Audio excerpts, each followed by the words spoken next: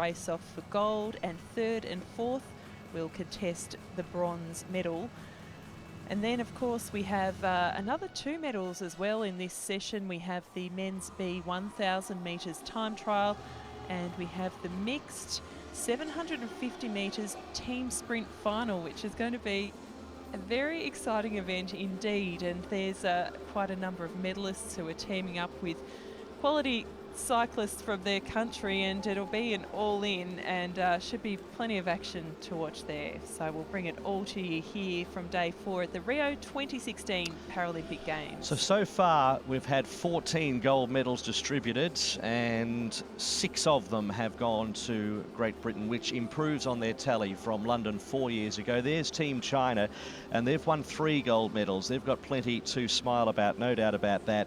And then the other medals have been distributed evenly, with 1 gold to the USA, 1 to the Netherlands, 1 to Slovakia, and also then 1 to Australia and the Ukraine as well. So that is how they've shaped up after 14 gold, with 3 more in this session to wrap up the 17 gold medals here on the track in cycling. And as we've been discussing as we look through the start list for the qualifying rounds here, a lot of these cyclists will have 2 days rest, and then the road cycling disciplines begin on day 7 of the Rio 2016 Paralympic Games. So just a 2-day chance to recover, recuperate, reset mentally, and then it's off to the road disciplines as well. But we have a few different categories, including the hand cycling categories. But Heat 1 will get underway shortly. We can see the starting blocks on the track.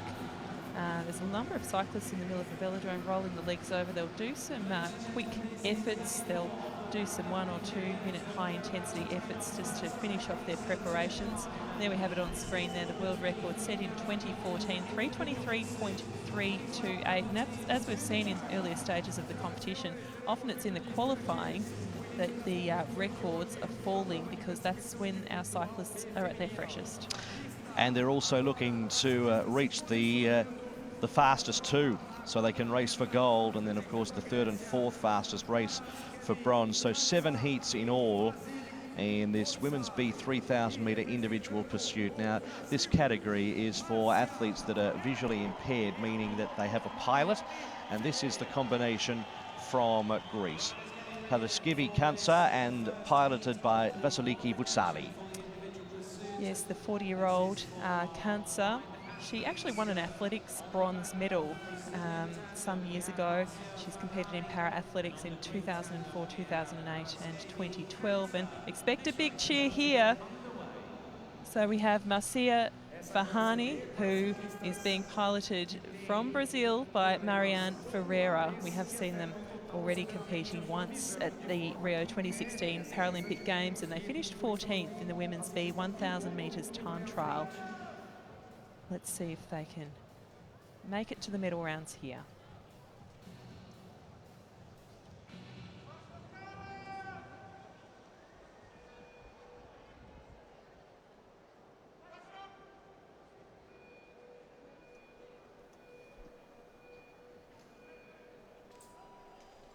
So plenty of noise in the velodrome early on day 4, with the Brazilian combination out on the track in this women's B 3,000 metre individual pursuit.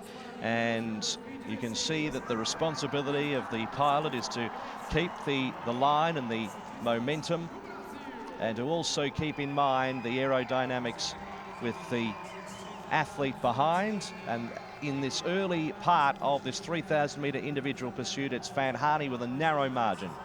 Yes, you can see the cyclists on the back tucking in, trying to remain nice and still, and the pilot steering that bike through the turns and down the straight and trying to pick the optimum line. And we get an early indication there that the Brazilian pair are doing very well.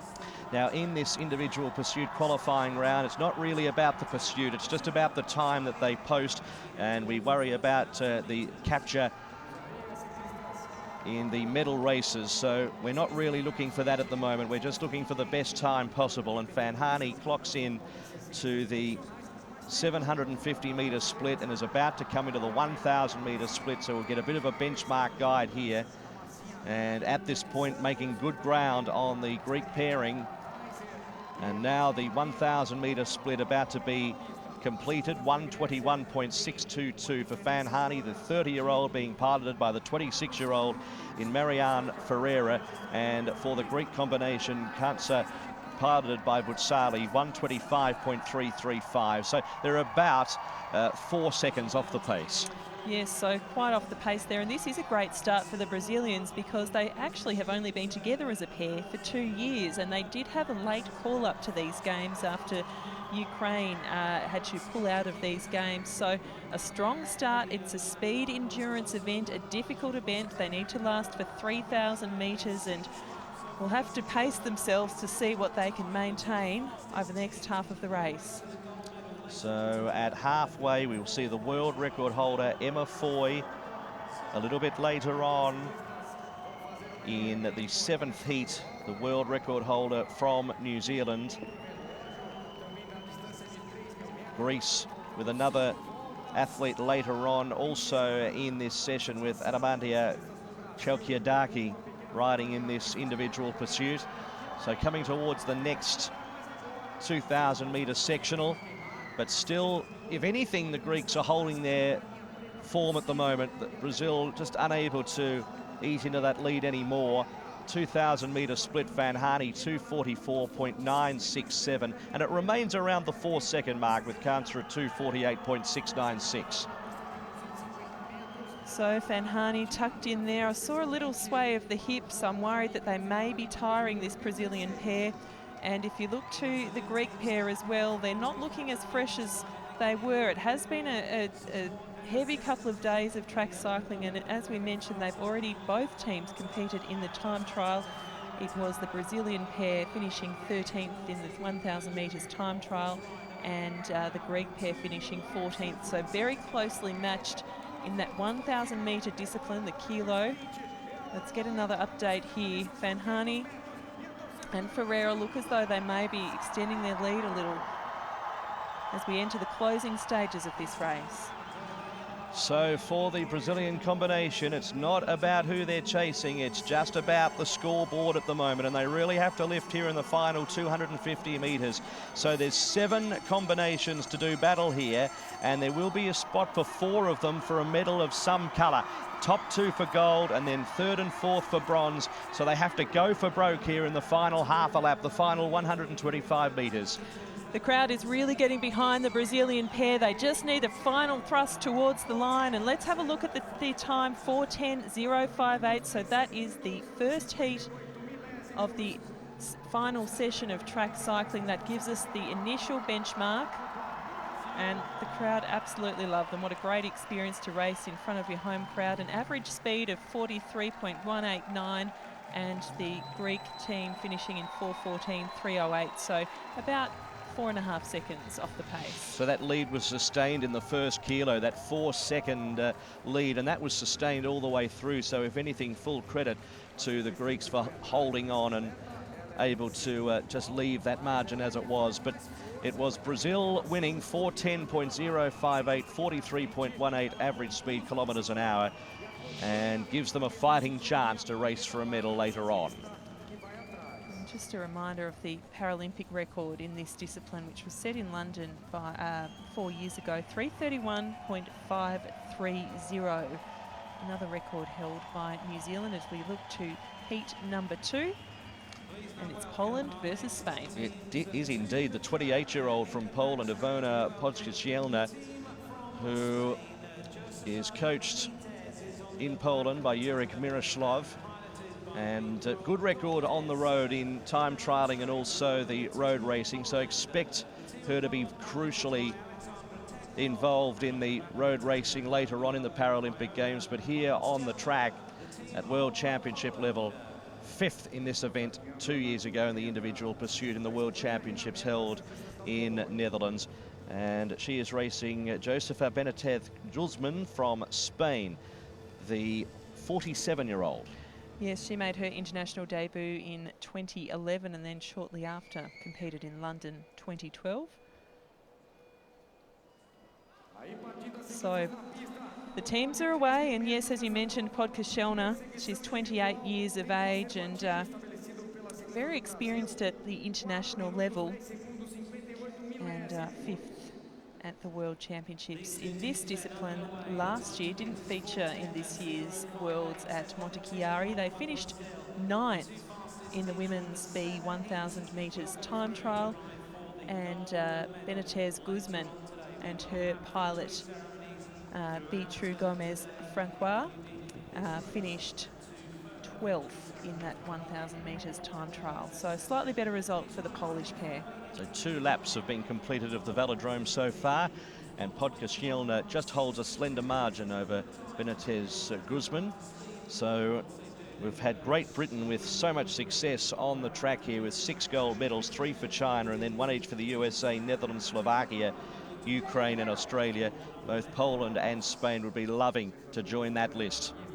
Well, they would indeed. And 6th in London in this event at the 4 years ago in the B 3,000 metres individual pursuit. Look, they'd really love to be racing off for a medal later in this session.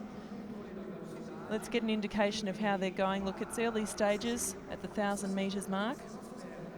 So Podkashelna 1:15.271, Benitez Guzman 1:16.63. So that means it's a 1.3 second advantage to Podkashelna, the 28-year-old from Poland, being piloted by Alexandra Teklov. And So, as you can see, just getting into that gap a little now. well, there is indeed. They are certainly finding a rhythm. It's a difficult event, this, to maintain that pace, maintain the rage. We're just over halfway, and the Polish pair continuing to ride well. Looks as though they've found a lovely rhythm. Interestingly, Podkashelna not tucking down quite as low for that aerodynamic position. Each cyclist will have their own preference as to what is the most comfortable and the optimum position to get the maximum wattage through those pedals. Now the pilot of the Spanish combination, Beatriz Gomez, just really putting in the last couple of laps there at the 2,000 metre mark. Podkashelna 2:27.72, and it was Benitez Guzman 2:29.89. So it's about 2.1. It's blown out a little, and it looks as though it's quite comfortable for the Polish pairing. Worth mentioning that this is substantially quicker than the previous heat. So 1 and 2 on the leaderboard at this stage of qualification. We'll see how they come across the line, but at the moment there's, well, 15 to 20 seconds between at this point, at the similar point in the race, between the 2 heats. So a much quicker time will be posted in heat 2. Yes, we expect the times to steadily improve throughout this qualification phase of the women's B 3,000 metre individual pursuit as the Paralympic bell sounds. And it is now Podkashelna who's got to give her all here. You can see the pilot really trying to increase the power in the legs. Podkashelna tries to respond as well as they come around the final turn. So the standard set already will be broken, and it's 3:41.944, considerably quicker, and they are the fastest on the racetrack so far. 3:41.944, Poland lead, and the time for the Spanish combination, it did get out to 5 seconds in the end, that gap. 3:46.984 in second place overall after 4 athletes. So still 10 athletes to race against the clock here across 5 heats. But a very handy time. A reminder, the Paralympic record 3:31.530. So that Polish time still about 10 seconds outside that mark set in London 4 years ago. And the Polish pair actually looking like they're having a pretty good time of it.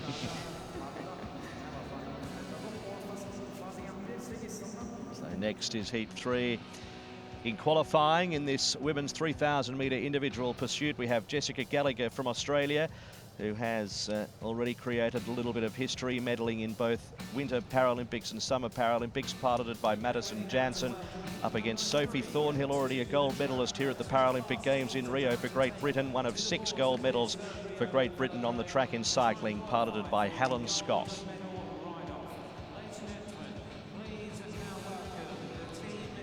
Jess Gallagher, as you mentioned, 30 years of age, based in Melbourne, and competed in London in the athletics, and has also won a bronze medal in para-alpine skiing. She competed in the 2010 and 2014 Paralympic Winter Games. Events in the para-athletics were javelin and long jump. There she is on the back of the bike, and her pilot is Madison Jansen.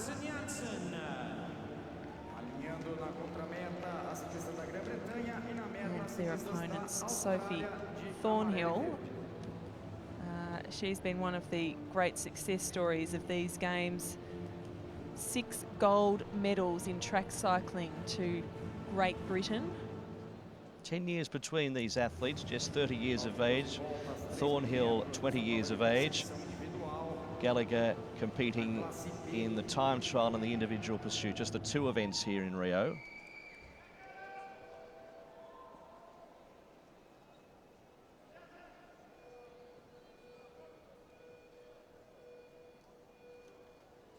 So it's a fascinating pairing here. Australia and Great Britain, Jessica Gallagher and Sophie Thornhill respectively. And we mentioned that dual medal for Jessica Gallagher in the Winter Paralympics and also the Summer Paralympics, but also has competed in different sports. Cycling track here, but has competed in athletics in London, including a 5th in the long jump and a 6th in the javelin. So in the early stages, it's pretty close between the 2. Yes, it's been a quick start here by both pairs, looking very comfortable early on. And Sophie Thornhill from Great Britain listed her ambition to compete here at the 2016 Paralympic Games. That was her ambition, just to compete at the Games. Well, hasn't she absolutely exploded onto the scene with her gold medal in the 1,000 metres time trial at just 20 years of age, as you mentioned. What a bright future she has ahead of her. Born in Poynton, resides in Stockport in Great Britain, and we're going to get a real guide here. Australia is in front, but at the 1,000 metres we'll get a really good gauge as to where they are at the moment. But it is a lead. It's not that substantial at this point, as the Australians tried to hold their form. 1:12.191, and it isn't bad. It's about 1.6 seconds at the moment, so Gallagher going great guns.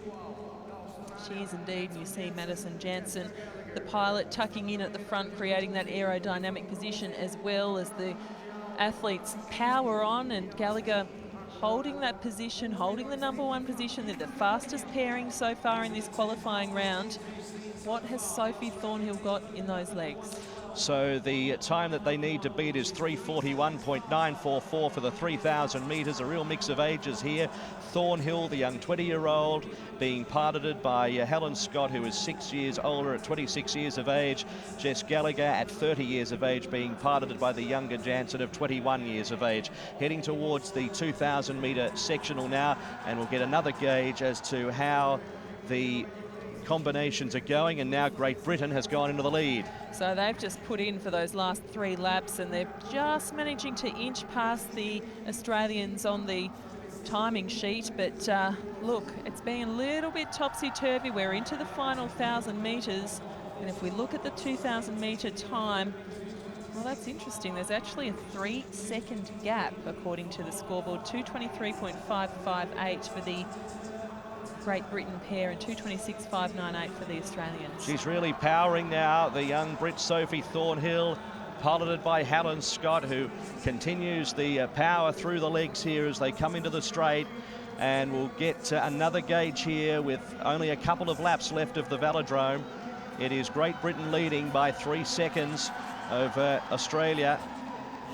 And it looks as though a capture might be on the cards, but a reminder that in the qualifying round, it's about posting a quick time, so the Australians will continue to race to see whether they can finish in the top 4 on the timesheet. But look at this, Team GB throwing down the gauntlet, looking incredibly strong, comfortable, still on the bike, picking a beautiful line around the corner.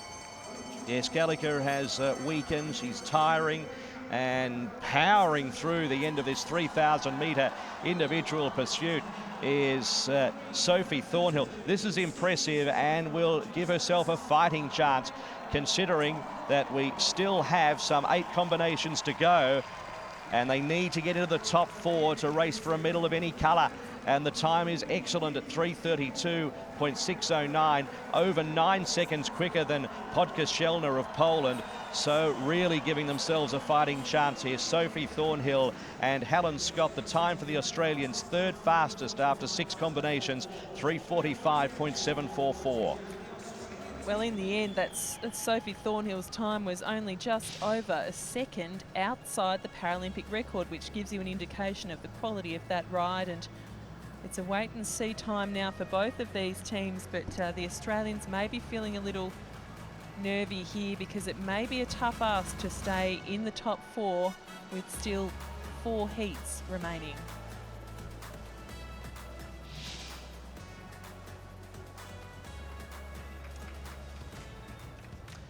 So the 4th qualifying heat of the women's B 3,000 metre individual pursuit, we have from Greece Adamantia Chelkiadaki, and from Poland Anna Duzakowska.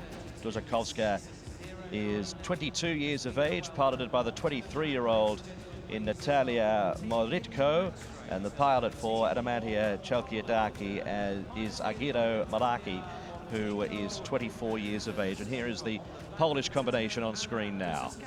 So Anna Duzakowska, she actually competed in athletics in London 4 years ago, 8th at the World Championships in Montechiari earlier this year, and her pilot is Natalia Moritko, and we can see there Chelkiadaki. Her pilot is Agiro Malaki, and Chelkiadaki, the 29-year-old, 9th at the Worlds and 11th in London in this event 4 years ago.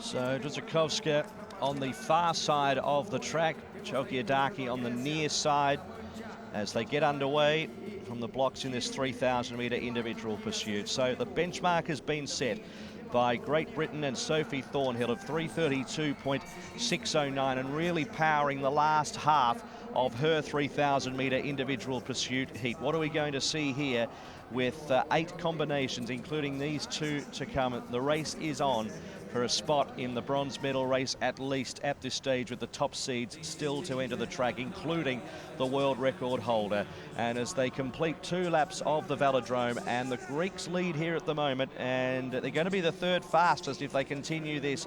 Adamantia Chelkiadaki off to a very good start. Yes, off to a very strong start indeed, and almost down the straight at the same time. It may only be a lap or 2 away, but they'll be able to chase down the straight.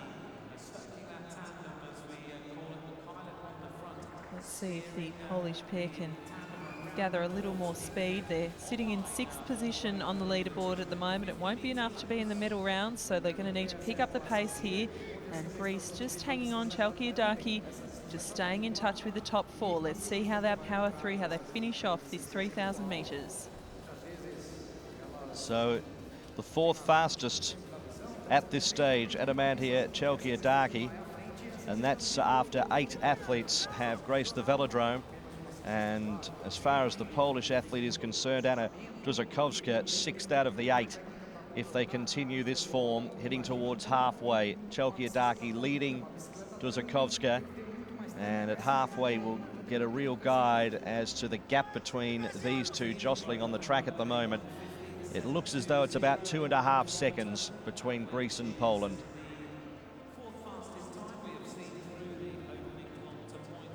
So you can see the coach from Greece, trackside, willing his athlete on. The coach, Georgios Vavarakis, the national cycling coach for Greece, Paralympic coach. And if anything, they're getting a little bit tired. Chalkiadaki and Malaki. And look, this event, it's so difficult. It's a speed endurance event, and you don't reach maximum heart rate probably until the last lap or so. But if you've had a busy schedule, as these athletes have, they've already each competed in the 1,000 metres time trial, and will each compete in the road cycling as well. Those legs, they can become a little tired. Mentally, you can become a little tired. It's a long games. Let's see how they fare over the final 2.5 laps. Chalkiadaki is starting to lose that margin. Duzakovska's just keeping the consistency, gritting on, and this is going to be quite tight. It's not going to challenge Thornhill's time, I don't think, of 3:32.609. In fact, it won't, but they really need to dig in here because she's losing that lead. Chalkiadaki, it's only to 0.8 now over Duzakovska. Yes, out of touch with the medal rounds at this stage with the final lap to go. Chalkiadaki trying to up the pace there. Rounding into the final turn, they will be well out of touch with the leaderboard, 3:32.609, but will it be enough to finish top 4? Well, they've just managed to edge in there for now, 3:46.620, and Duzakovska 3:48.026. It wasn't looking likely, was it, that they were going to get into the top 4, but they have at this stage Adamantia Chalkiadaki, and piloted by Guido Malaki. And for the Polish combination, after 8 riders have been on the velodrome so far in this women's B 3,000 metre individual pursuit qualifying, they sit in 6th place with a time of 3:48.026 and 47.3 kilometres an hour. Yes, well, it could be a tough ask for the Greek pair to stay in touch with that top 4, but it really remains to be seen. We still have 6 riders to come in this qualifying round, including the world champion Emma Foy riding for New Zealand. And the lineup, as we see there. Sophie Thornhill easily at the top of the leaderboard at the moment, a full 9 seconds clear of the next fastest qualifier. So we may well see positions 2, 3 and 4 change entirely. If we look up to Heat 5, it's Amanda Cameron from New Zealand and the Belgian, Greet Howitt. Yes, here is Greet from Belgium, and now with that excellent bodysuit from New Zealand, Amanda Cameron. So Greet Howitt finished 8th in the women's B 1,000 metres time trial and 6th in this event at the World Championships in March this year in Italy. In the fashion stakes, the New Zealanders have done a good job. Yes, they've certainly nailed the team uniform. And Amanda Cameron, you can see on your screen, 28 years of age, 6th in that 1,000 metres time trial and 5th at the Worlds earlier this year in this event.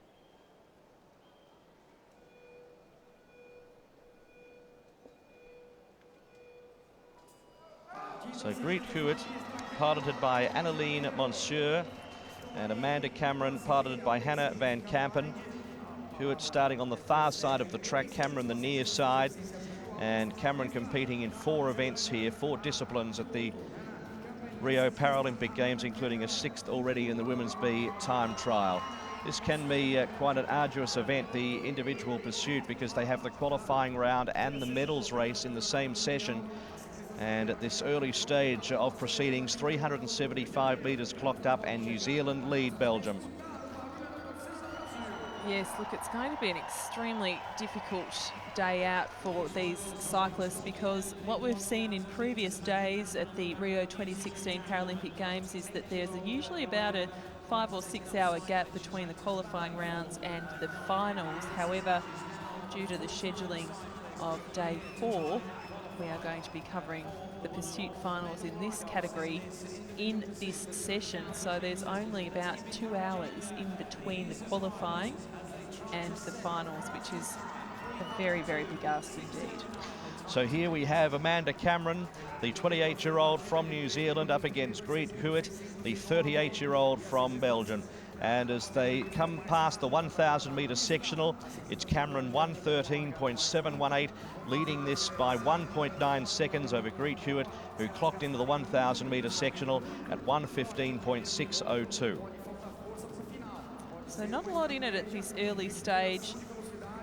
And really what we're seeing is the differences being made in the last kilometre of this qualifying round as the cyclists tire. But Cameron doing very well. She's the quickest rider so far of this session. So she's lifted here, and you can see even a capture might be some sort of a possibility now in the last 6 laps of the velodrome. So Cameron doing very well, and he continues to lift the momentum. Now, the 2,000 metre sectional will be interesting. We can compare it to the quickest athlete to date that's been on the track, and that was Thornhill. 2:23.55 is the time to remember. 2:23.55 for the 2,000 metre sectional, and she's well and truly under that, Cameron. She is indeed about 2 seconds quicker, just under. It is a very quick ride indeed. So Cameron and her pilot Hannah Van Kampen from New Zealand performing extremely well. You've just seen them lift the tempo, the cadence is up, and they're powering home. Look, look, look, they've reached them on the straight, and will they overtake them? Of course, the Belgian pair will stay on the track to post a time, but the Kiwis looking very, very good at this stage. So this is going to be the fastest time by the looks of it.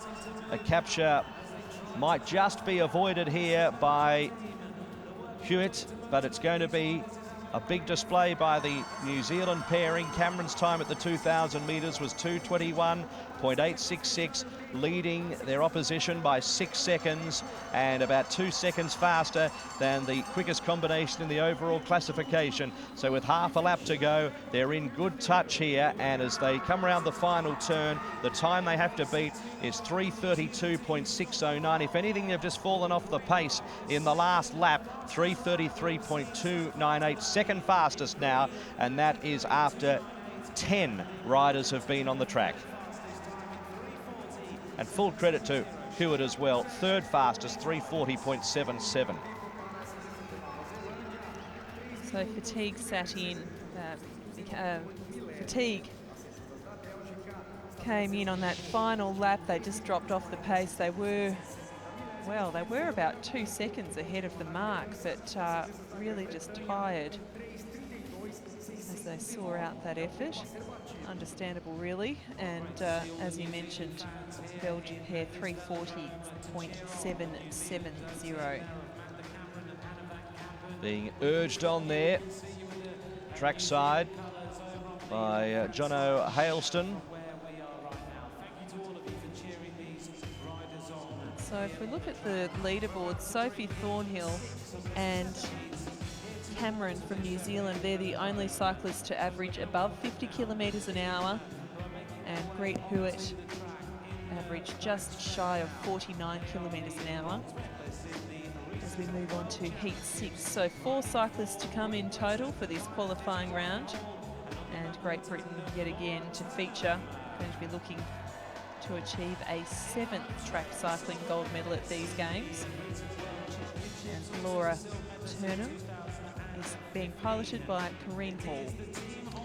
Yes, 28 years of age is Laura Turnham, and competing in 3 events here, and a couple of them will be on the road. So this is her first track event. Plenty of good form on the road and in the cycling track events. Finished in 4th place in this 3,000 metre B individual pursuit in London 2012. This is her 2nd Paralympic Games. Up against Kanuma, the 35-year-old from Japan, on the right of your screen.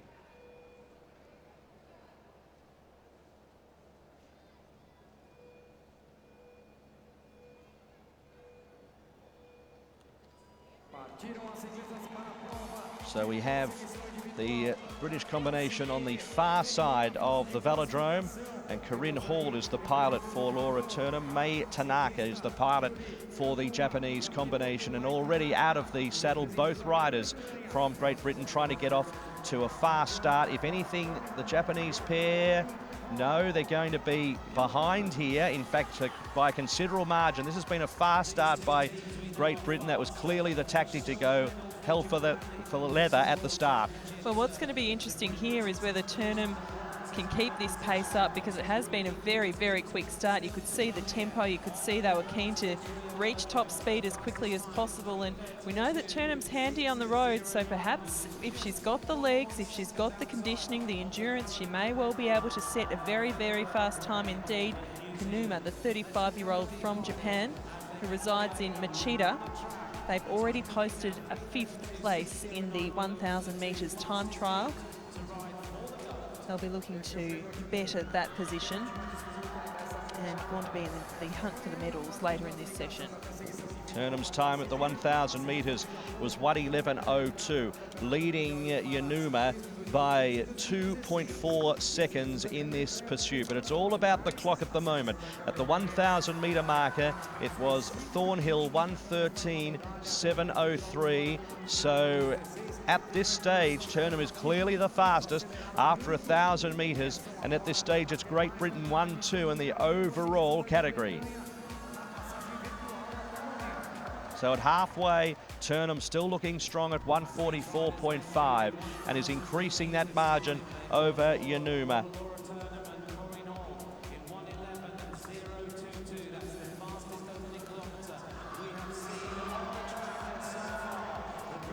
The question now is whether this pair from Great Britain can maintain that early speed. It was a roaring start from them, but have they gone out too hard too early? Well, all will be revealed. They're remaining in first position at this stage. And that tempo, it's staying high. So it has been quite a display by Team GB here at the Paralympic Games. Both coaches here on the velodrome roaring the instructions, and both teams now have 3 laps of the velodrome to go in this qualifying phase of the women's B 3,000 metre individual pursuit. And does Turnham now, knowing full well that she's posting a good time, does she contain herself at all, knowing full well that she could very well be in a medal race later? 2:52.89 is the time, clearly ahead of the Japanese. It's out to 5 seconds. There's not going to be a capture, I don't think, but this has been dominant. Yes, they have been riding very well, but interestingly, just to show exactly how quickly the pair from Great Britain are cycling, the Japanese pair have moved themselves up from 6th to 3rd position on the leaderboard. Now they've just dropped back to 4th, so they're going to need to put in the hard yards here. So is there going to be a capture to bring the crowd alight? Turnham really putting in here. You can see trying to edge off the saddle. They've set a Paralympic record here, 3:27.460, which beats the New Zealand time of Philippa Gray's in London 4 years ago, 3:31.53. So what a performance by Laura Turnham. Corinne Hall salutes the crowd. They've given everything, and they're in the box seat now. And Yuri Kanuma just has to wait, sitting in 4th position at the moment, with an overall time for the 3,000 metres, 3:34.892. Well, what a fantastic effort from Great Britain, but remembering we still have the world record holder, and that world record, we know she can ride that fast, Emma Foy, 3:23.328, so there is a full 4 seconds in between that Paralympic record and the world record, would you believe? That is a huge margin, and let's see what sort of form Emma Foy is in. See whether she is in world record form. So, Emma Foy, who is the world record holder. Now that was set in Mexico at the World Championships back in 2014 up against Katie Dunleavy from Ireland. The Team Dunleavy supporters are here in force in the velodrome, and there she is getting organised with her pilot Evelyn McChrystal. Evelyn is 38 years of age. Her athlete Dunleavy 34, and there was the New Zealand world record holder, but she would have seen the Paralympic record go there, so that will certainly spur her on even more. Ireland on the left, New Zealand on the right.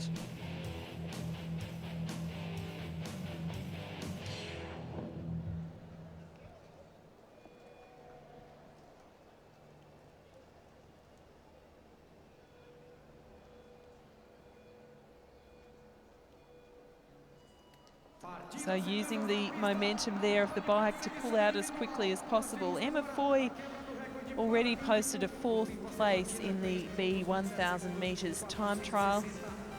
Very handy road cyclist as well, and has another 2 events at these games after finishing on the track. So sluggish start for both pairs there, but expect them to crank it up over the next 2,500 metres or so. Well, the first indication we have will be at the 1,000 metres as far as comparison is concerned to our quickest rider in the category, and that was from Great Britain, Laura Turnham, the time of 1:11.022 from the 28-year-old, and she was actually 2.7 faster than anybody else after 1,000 metres. So what's the world record holder going to do here? It looks as though she is going pretty fast as well against the Irish competitor in Katie George Dunleavy. So let's have a look at 1,000 metres. 1:11 is going to be the time to beat at this point, as the Irish combination go into the back straight. After 1,000 metres, it was Foy 1:11.763. 1:11.763, so 0.7 off the fastest so far over 1,000 metres. But expect Emma Foy to build and build that pace. Certainly don't think they've put in their top effort just yet. They're going to build throughout the qualifying round, and I expect them to come home very, very strong indeed. Dunleavy's time was more than respectable as well, 1:13.822 at the 1,000 metres. That would put her in 5th place overall, and that is after 12 riders have graced the velodrome. So really, this is a big moment for Katie George Dunleavy. If she can get into the top 4, she'll be racing for a medal.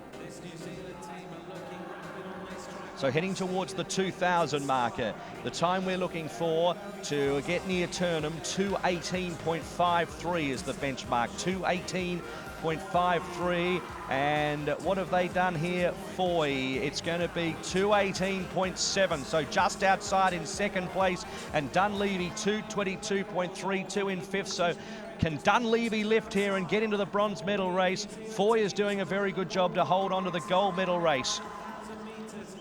Yes, she is doing well indeed. They're holding their line, they're holding the pace, they're not dropping off, they're not speeding up. It's just business as usual. But look, the Irish pair have just slipped into 4th position. Can they maintain this and be racing for the bronze later in this session?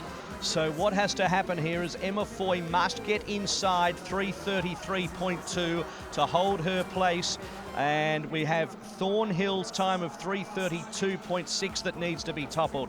What Dunleavy needs to do is hold on to 4th position and make sure that she is around the 3:34 mark. So 3:34 is what Dunleavy needs to get inside, and Foy needs to get inside the 3:32 mark to get inside that mark and get into the gold medal race. So it is all or nothing now in the last 125 for both teams, and it's going to be at the finish. Dunleavy 3:33, she's just missed. Foy has held on to the gold medal race. She's the 2nd fastest, and Dunleavy's just fallen off the pace in the last lap or so and finished 5th overall. Well, that is heartbreaking for the Irish pair. They were so close. They were riding into 4th position. And you can see the disappointment there, completely understandable. Katie Dunleavy knows that she just missed that opportunity. They've missed it by about 0.18. About 0.18 they've missed the bronze medal race. So disappointment there for Katie Dunleavy. Emma Foy has been able to get into the gold medal race, and she's toppled Thornhill's time by about 4 seconds. So the overall standings, it was Turnham, a Paralympic record of 3:27.46. Emma Foy goes into the gold medal race, 3:28.56. Keeping in mind the final for this race occurs in the same session. Sophie Thornhill and Amanda Cameron will do battle in the bronze medal race. Then it was Katie Dunleavy in 5th place.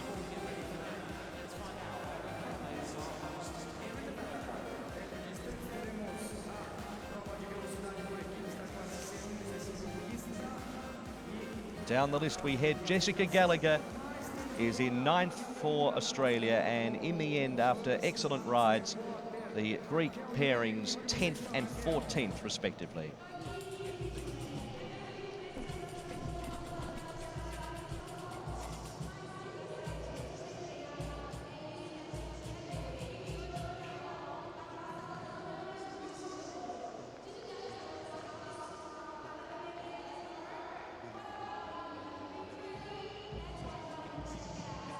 So Team GB with an opportunity to win yet another gold medal in the track cycling competition and the opportunity to win a bronze as well. So it'll be Great Britain versus New Zealand in the gold medal ride-off and Great Britain versus New Zealand in the bronze medal ride-off. So that is later in this session.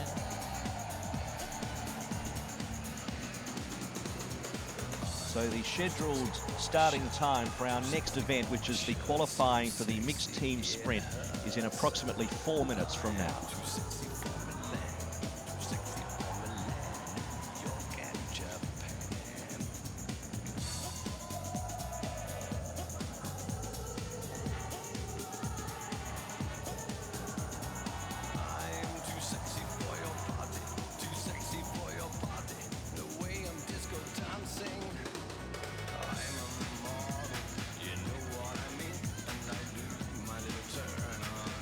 So preparations will be made for the next round of qualifying.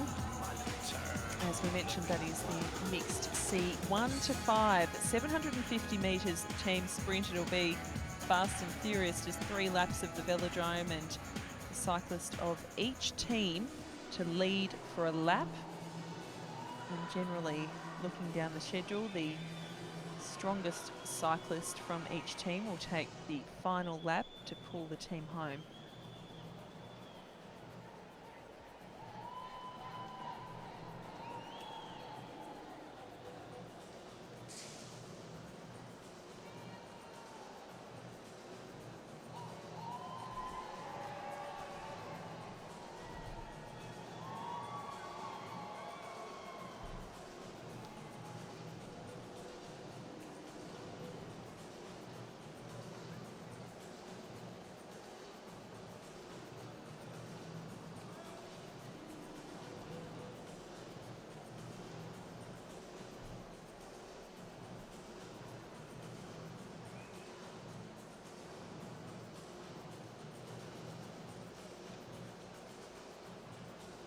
So the mixed 750 metre team sprint, C1 to C5, so a mix of classifications and gender.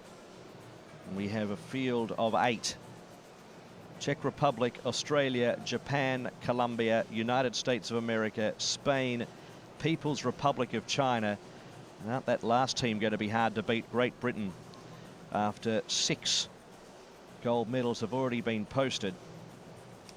We've already got medalists. Lewis Rolfe in there, the young man, the up-and-comer. Jody Cundy, already a gold medalist here. But this is, first of all, Czech Republic. Ivo Kablasa, Tomáš Kažna and Jiří Buška, C2, C5 and C4 classified riders respectively. And this is all about qualifying times at the moment. It will become a race, a pursuit during the medal events. Fastest 2 teams race for gold, 3rd and 4th race for bronze.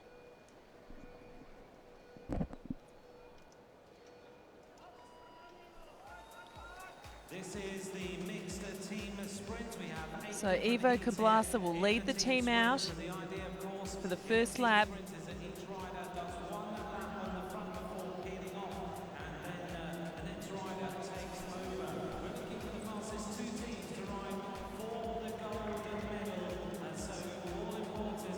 So the first lap, 23.356 as Ivo Kablasa now peels off, and it's Tomas Kajnar who is doing the heavy lifting now in this second lap of this 750-metre mixed sprint. Now he'll hear the bell and he'll peel off, and now it will be left to Yuri Buska. So Yuri Buska had been riding on the wheel of his teammates, now has a solo sprint home to set the first benchmark of this qualifying session. So it's 54.520. And to give you an indication, the Chinese team set the Paralympic record in London 4 years ago, and it was 49.454. The world record held by Great Britain, which was set in 2014, is 49.268. So the early standard, 54.520, but judging by what you've just said, we're going to have some quick times. And we now move to one of our gold medal winning nations on the track so far, and that is Australia. Yes, a mixed team here. We have just 2 mixed teams in this competition. It's the only event of the track cycling calendar that has men and women competing together as a team. And Sue Powell is down to lead out the Australians, of course already a silver medalist at these games. Yes, and the gold medalist in David Nicholas, the 24-year-old who took the gold medal in the 3,000-metre individual pursuit, competing here in the team sprint, but also has the 2 road races, the time trial and the road race. He is the defending time trial gold medalist on the road from London 4 years ago. Resides in Proserpine in Australia, in Queensland, was born in Rockhampton.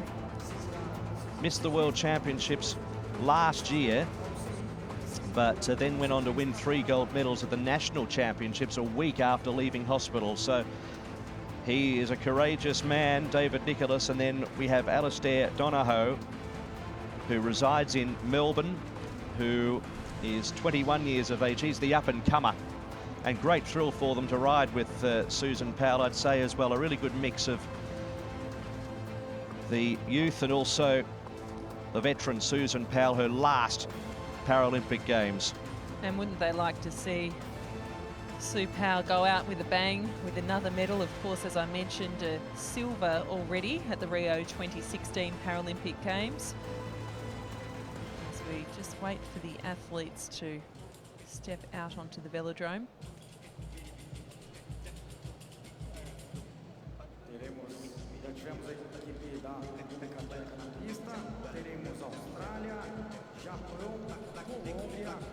So the Australian team about to be introduced by the venue announcer here at the Rio Olympic Velodrome. So second heat, there's 8 heats in total, and the fastest 2 teams, of course, racing for gold. And the 3rd and 4th teams will race for bronze, again, also in this session. So very little time for recovery. But we can expect some quick times in the early part of the session. Sue Powell walking out. Please welcome the team of Australia. The team of Australia leading off will be Susan. So we have from right to left Susan Powell, who is the 49-year-old, her final Olympics. She's been a medalist here already. David Nicholas, the gold medalist, the 24-year-old in the middle. And on the far side, on the left of your screens, Alistair Donohoe, the C5 classified athlete, the young 21-year-old who was a bronze medalist on day 3 of competition here on the cycling track. And the time they would like to knock off, 54.52 from the Czech Republic, but they know they've got some top-seeded teams coming as well in Great Britain and China later on. Yes, they're going to need to be well inside that time to be in the hunt for medals later in this session.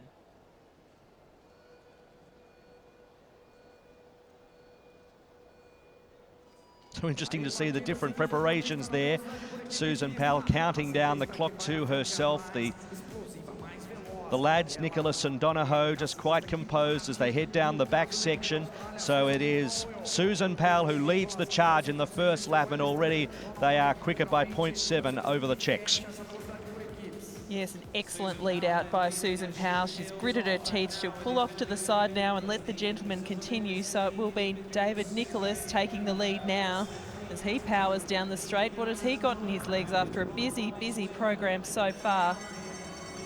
The gold medalist with the green and gold handlebars goes through, and they're a bit slower now than the Czechs. So this is going to be left to Alistair Donahoe, who was a bronze medalist on day 3. The 21-year-old, will he show the exuberance of youth here with the young, fresh legs? Comes into the straight, 54.52 is the time to beat, not quite.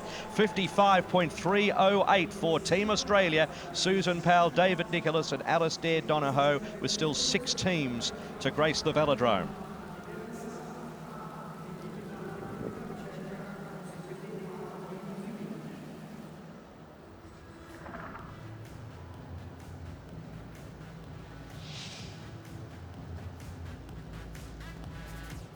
So the early stages, a really good lead out by Susan Powell. She gave her all and left it to David Nicholas and Alistair Donahoe, who showed signs of fatigue there. Yes, they did the taxing program of the track cycling, and very, very difficult ask to then sprint for 750 metres if your legs are a little weary. But they are in second position. We still have 6 heats to come, so we'll just have to see whether they can stay in touch with the top 4. But knowing of the quality we still have to come, of course, the Chinese and Great Britain teams looking extremely strong on paper. We'll wait and see how they perform. But next up, we have the Japanese team of Masaki Fujita, Masashi Ishii and Shota Kawamoto. So Fujita C3, Ishii is a C4 cyclist and Kawamoto is a C2 cyclist. They'll just wait down in the centre of the velodrome a little longer while the technical preparations are made. And this is a straight out final, remember, so we're racing for medals. As far as the fast, just 2 go into the gold medal race later. And then we have the 3rd and 4th teams race for bronze. So there is no room for error.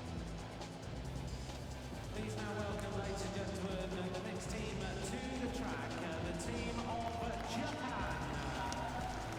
Leading off will be Masaki Fujita. Second wheel will be Masashi Ishii, and then finishing off will be Here is Team Japan. So we can roll you through the cyclists from, well, coming onto your screen now. That's Fujita, the C3 cyclist in the middle. You can see Masashi Ishii, C4, and Shota Kawamoto, C2. Is on the outside, so he'll be bringing the team home.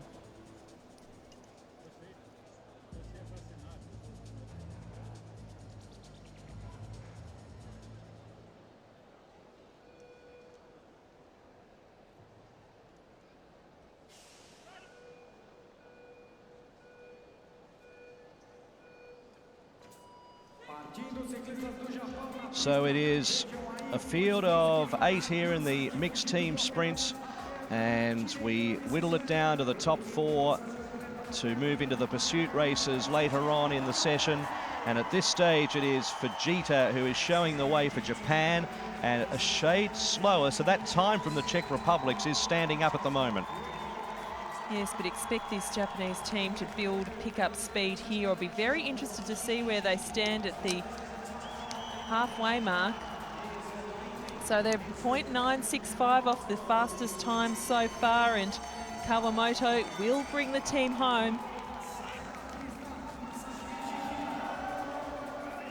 So 46.706 at this stage, still 1.2, so they haven't been able to sustain the speed here, the Japanese, as it's brought home by Kawamoto, and it's 55.488 55.488. So it was brought home by the 20-year-old who followed on from Ishii, the 43-year-old, and it was, in the end, still 0.9 slower than Team Czech Republic.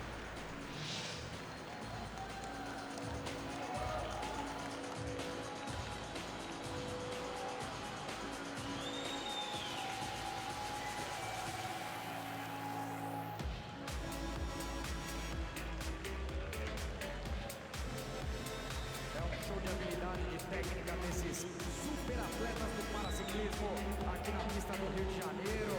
É um incentivo para a vida, é uma motivação para todos nós. Sem dúvida nenhuma, o esforço que esses ciclistas fazem aqui, muitas vezes com membros amputados ou com paralisia. So heat 4 now.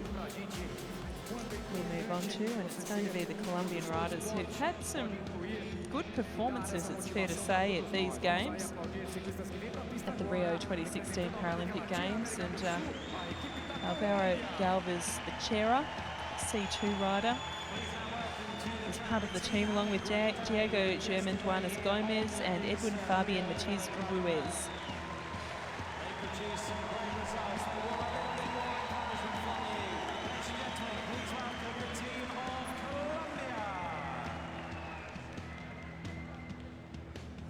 Team of Colombia leading off will be Alvaro Galvez, followed by Diego Duenas, the bronze medalist in the C4 individual pursuit here in Rio.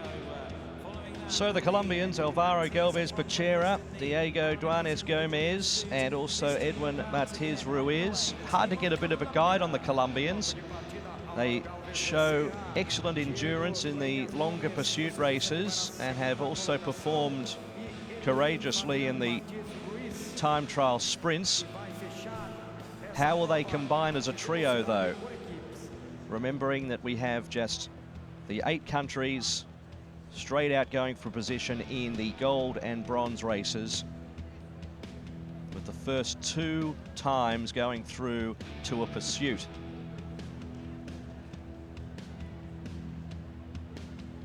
A pursuit for gold.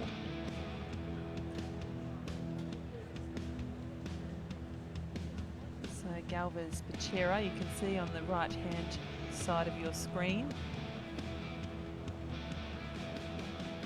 He'll be the lead-out rider. To get underway, let's encourage these riders to see if they can set the fastest time on the track.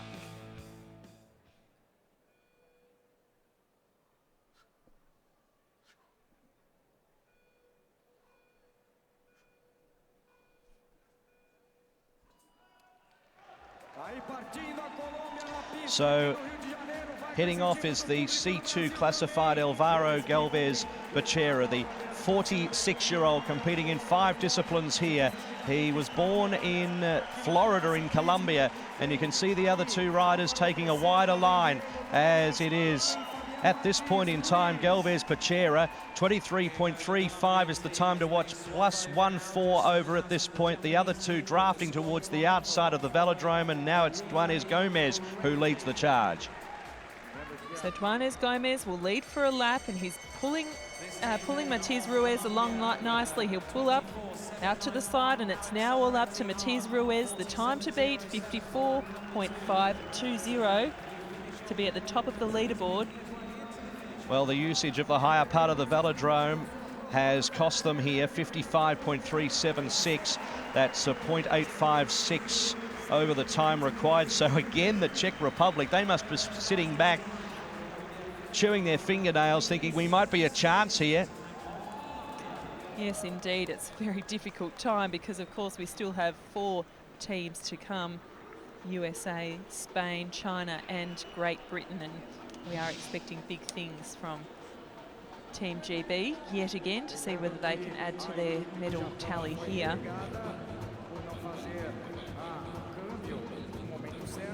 So Galvez Becerra really got his Colombian team off to a great start, but they, as we've seen with some of the other teams, do seem a little weary after this busy track cycling program. So already in qualifying. Czech Republic lead 54.52 ahead of Australia and also Colombia, and it looks as though it will be Japan sitting in last place of the 4 to date. But remembering that they're racing here for the 4 spots to race for a medal. It looks as though Japan have been relegated here as well. There's been an issue with the judging for Japan. It looks as though they may have been disqualified, but they've been relegated. Their time of 55.488 was the slowest of the 4 anyway, but they don't post a time. We haven't received the reason why, but they have been relegated. So 8 teams do battle here, and in the same session they then race the first 2 times race in a pursuit for gold, and then the 3rd and 4th fastest times race for bronze in a pursuit. So no room for error here. The best time ensures you race for the best possible medal.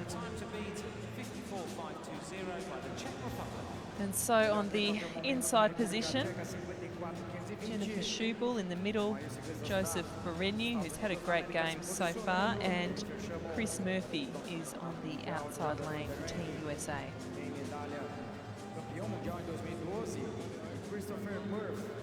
It's a great helmet. It's a busy helmet. It is very busy. There's a lot happening there. Chris Murphy with the black helmet, and of course Joe Berenyi with the white helmet in the middle. You can't miss Joseph.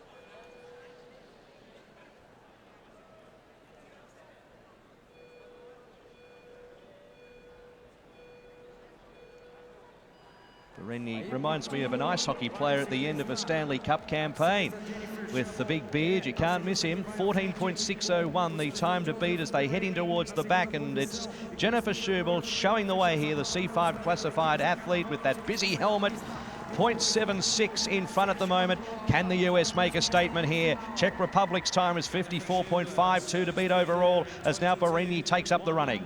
She's given the Team USA a great start. They were 0.16 under where they needed to be, sorry, rather 1.6. And look at this, Joseph Berenyi is absolutely firing here. Can they grow their lead? Well, they're certainly maintained it, certainly riding into the top position of the qualifying so far. So it's going to be Christopher Murphy who's left solo, and this is going to be a terrific time as he comes into the straight, 52.21. Now, considering that the world record time is 49.26 and the Paralympic record is 49.45, they certainly give themselves a fighting chance for a medal. Well, they do indeed, and I think at the very least they'll be riding off for the bronze. Of course, they'd like that colour to be gold. We only have 3 teams left, Spain, China and Great Britain. So the question now for Team USA is whether that's going to be a gold medal ride-off or riding for the bronze. 3 more teams to take to the start of this team sprint competition for C1 to C5 categories. They were a well-drilled machine. It's fair to say Jennifer Schubel got them off to a fantastic start, leading out for Team USA.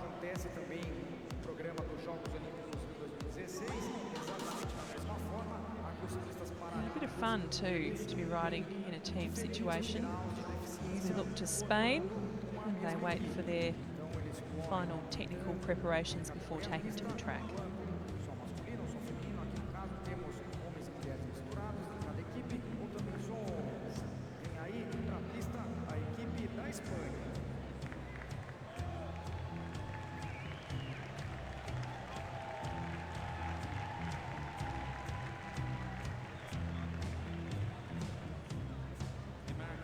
So Amador Granados Alcorta, you see there, being helped to his bike.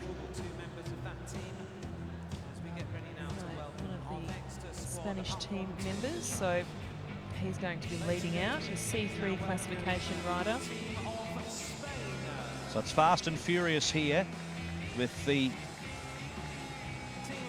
solo times, then going into the pursuit for a medal in the same session.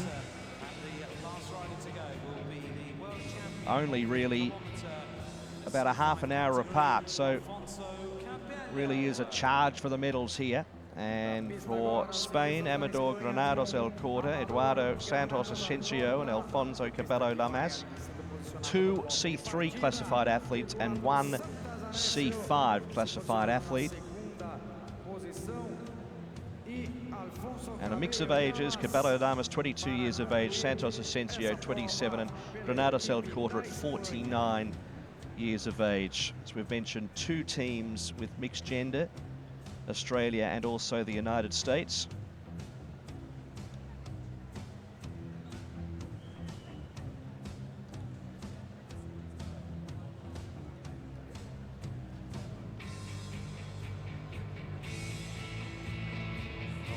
Velocidade por equipes para ciclismo nos Jogos Paralímpicos Rio 2016. So at the top of your screen there, you can see Alfonso Cabello Lamas on the far left-hand side.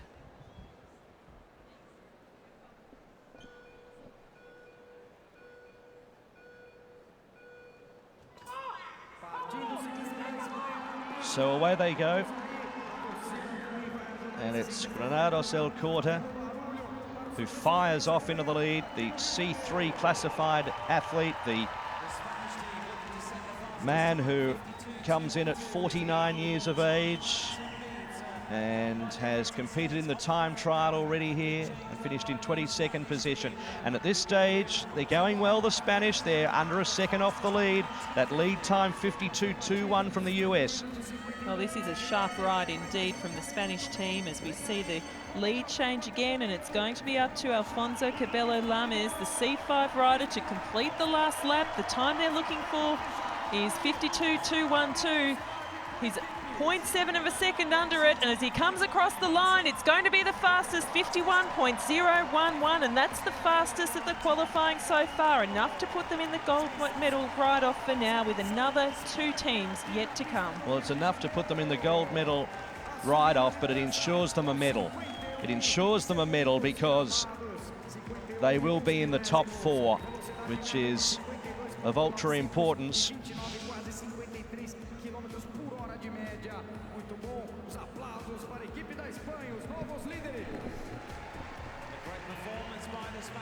And you can see it was left to Cabello Lamas, the final thrust of the line, and the Spanish crowd loved it. They did indeed. So still to come, China and Great Britain. So Spain leading the USA and Czech Republic and Australia rounding out that top 4, but you'd have to think, given the calibre of cyclists we still have to come, that that top 4 is going to be changing composition. And what the theme of the Paralympic 2016 track cycling program has seemingly been is that you'd almost have to break a Paralympic record or world record to win a gold medal. So we could be seeing something pretty spectacular in a moment. The team from the People's Republic of China, Ji Hiao, Ri Guoping and Liu Jingyang, C2, C4, C5 classification. Interestingly, the Chinese team are working up in the classification, whereas they've been a bit mixed around in the other nations, with the C5 classified rider riding last here in Liu Jingyang.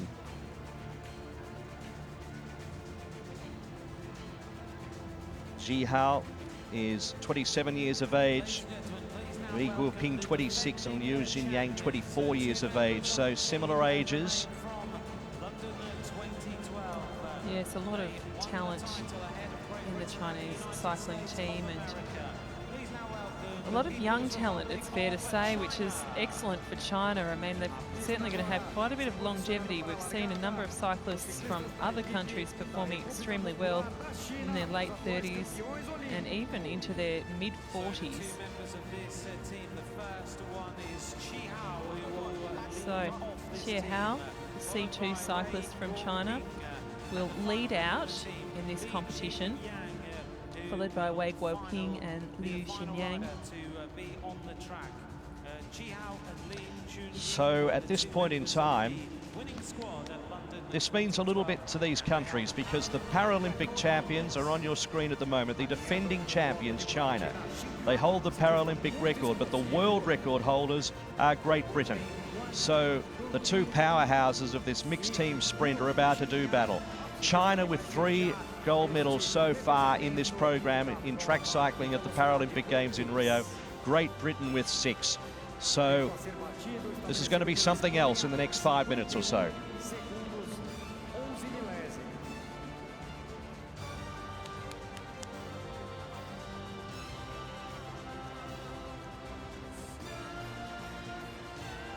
The last bit of encouragement from their coach.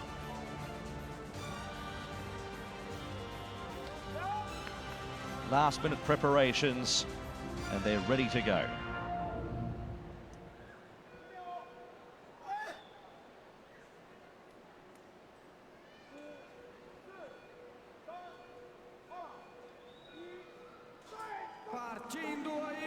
So on their way, as leading the way is Zihao, the 27-year-old. And he has exploded out of the blocks, and he almost dropped his teammates there, but it's all right. They're going to speed up, but certainly Xie Hao has really gotten the team off to a good start. Look at that point, 1.22 seconds underneath the quickest benchmark so far. These Chinese are the quickest by far at this stage of the race, with a lap and a half to go, just over a lap to go. And the man to finish them off will be Liu Xinyang, the C5 classification rider. That was a good performance by Wei Jiuping, because he had to chase down Ji Hao, who had started so well. This is so explosive. Now remember, the world record's 49.268. It's going to be 50.084. It's going to be a hard Paralympic record or world record to beat. But more importantly, China's in front at the moment, 50.084. So at this stage, the gold medal standings are China first, Spain second. They would, if Team GB fails to fire, they would be racing for the gold medal later. But of course, we do have the world record holders still to come. Gee, what a slick performance that was. Fantastic start from Xie Hao. He just exploded. Said, hey, come on, you guys, pick it up.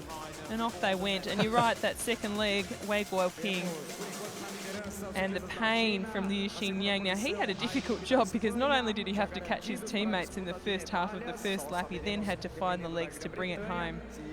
A tough ask indeed, as we look to the final heat of the qualifying to decide who's going to be competing for the medals in the mixed C1 to 5 750 metres team sprint. It's been most entertaining so far. So ideally, Great Britain just have to get underneath Spain's time to make that gold medal race of 51.011. We have the 19-year-old Lewis Rolfe, who's given us so much entertainment so far. Jody Cundy, the 37-year-old, who's competed at so many Paralympic Games and was so desperate to win the gold medal in the 1,000-metre men's time trial, which he did do so. And his teammate in John Allen Butterworth is the man from Birmingham, who lives in Manchester, only competing in the 2 track events here, the team sprint, and finished just outside the medals in the men's individual time trial, finishing in 4th place. So here they are, Team Great Britain. There is Jody Cundy at the back.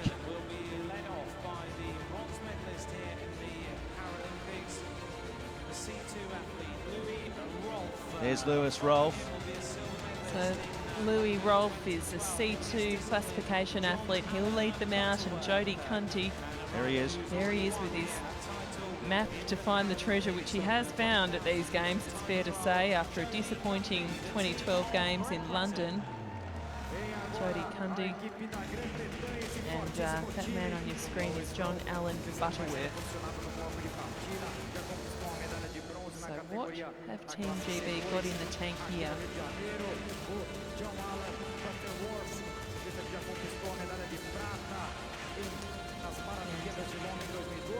Anything less than a write-off for the gold medal would be a disappointment, you would think, for this team.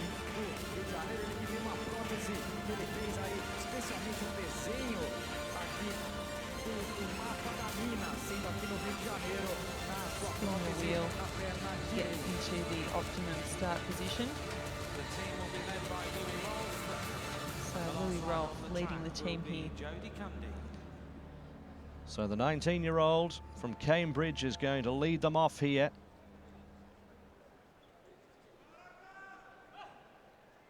defending world champions in the team sprint, Great Britain.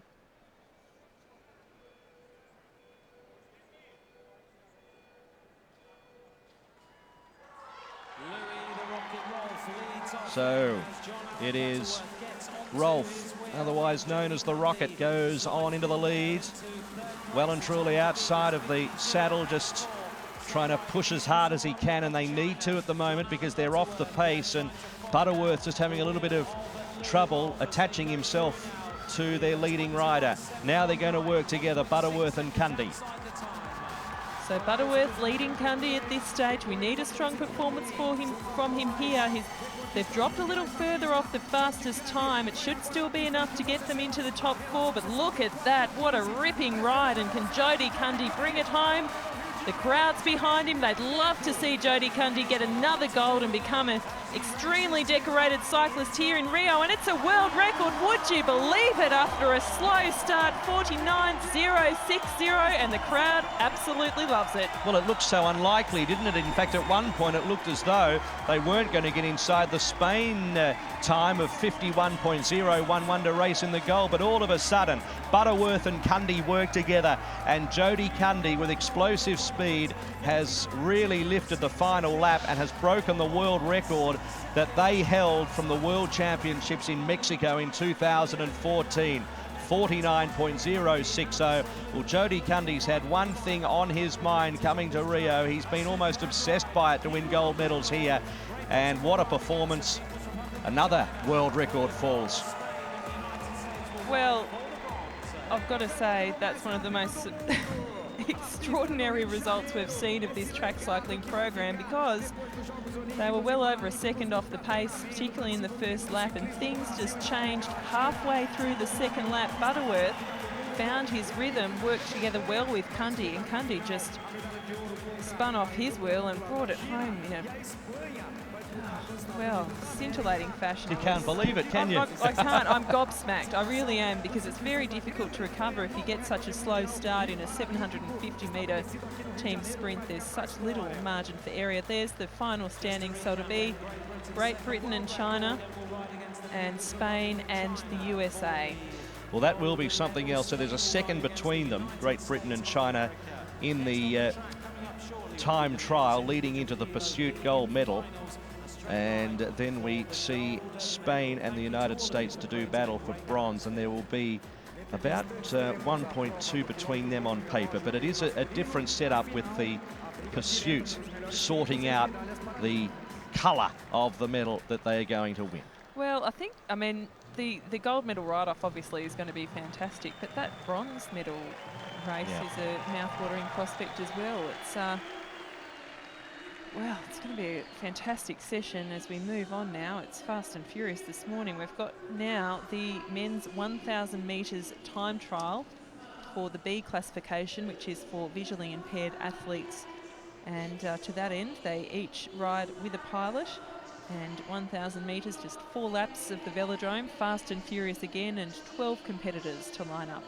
Indeed, and this will be the fastest time wins. It's a pretty simple equation. The world record holder is Neil Farchi from Great Britain, and he will be last to go. He's the Paralympic record holder as well from London. He set the velodrome alight 4 years ago, time of 101.351, but this is one of the toughest events that you can compete in cycling. They talk about the endurance events, but this is just brutal speed and endurance required, and they do say that it is quite intolerable, the pain on the body over 1,000 metres, the kilo as they call it. The men's B 1,000 metre time trial, which is due to get underway in 4 minutes.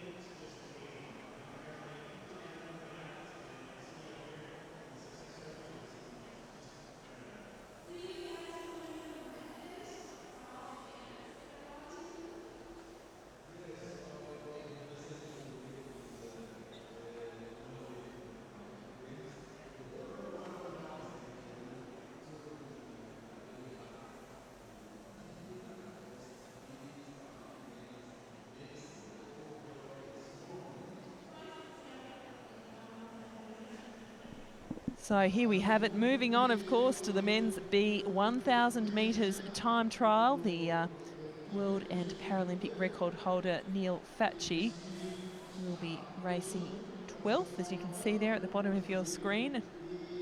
He will round out the competition.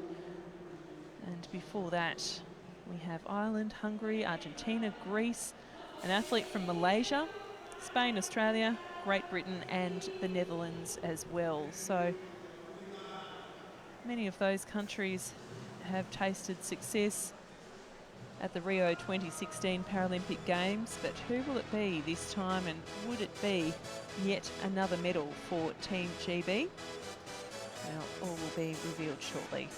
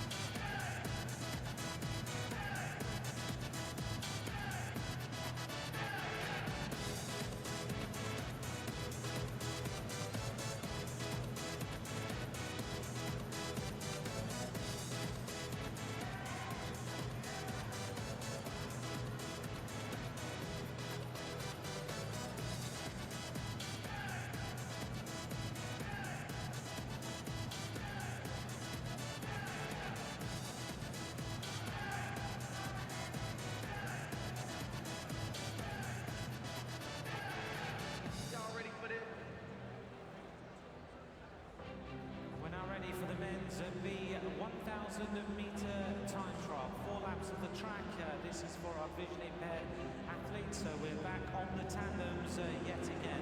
We now welcome to the track our first. So we welcome to the track our first competitors, heat 1 of 12 of the 1,000 metres time trial, 4 laps, and we have Damien Verica from Ireland, and he's piloted by Sean Hannessy.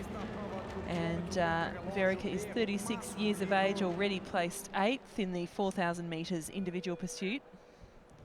Took up paracycling in 2013.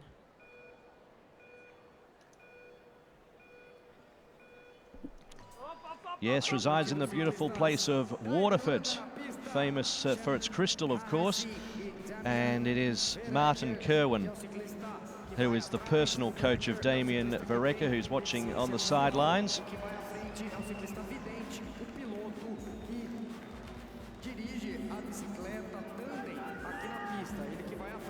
First lap 21.889 for the 250 metres. So a field of 12, and Great Britain go in pretty confident that they can get gold here as well, with James Ball and also Neil Fatchi. And at the halfway mark, 36.673, but this is where it gets tough. Well, yes, it does indeed.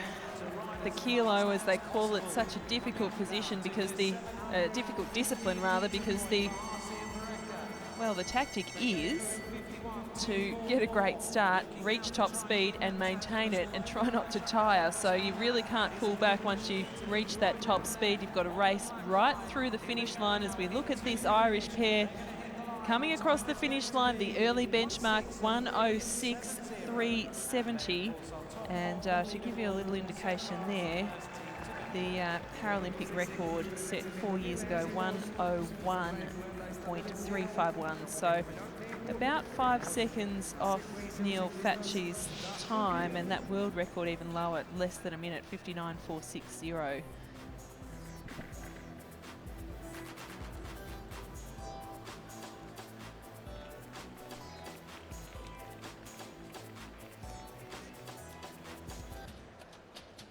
So moving on to,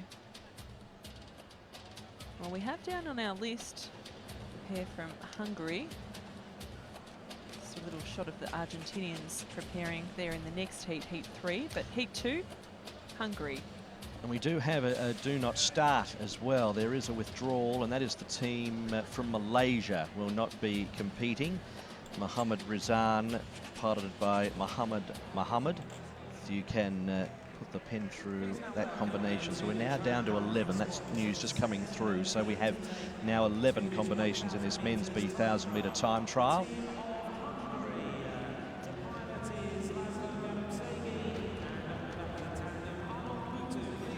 Okay, so we have Arnold Butu, the 47-year-old from Hungary, finished 15th in these games in the 4,000 metres individual pursuit.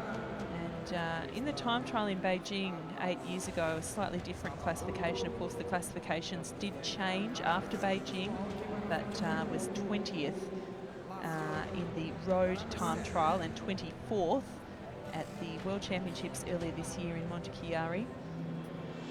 Originally competed for Romania, his birth country, before switching to Hungary when he became a citizen. And his pilot, Laszlo Garam Slegi. The final preparations are made there. And on the track, Butu in this time trial finished in 24th position, so this is going to be a marked improvement wherever he finishes here in the Paralympics with a field of 11.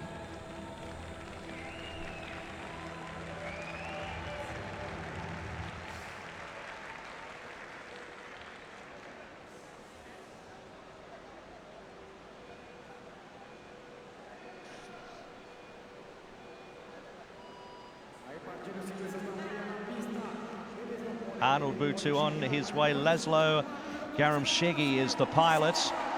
Garamshegi, 38 years of age. Butu, 47 years of age. And as you can see, Butu just concentrating on keeping the streamlining to the maximum here.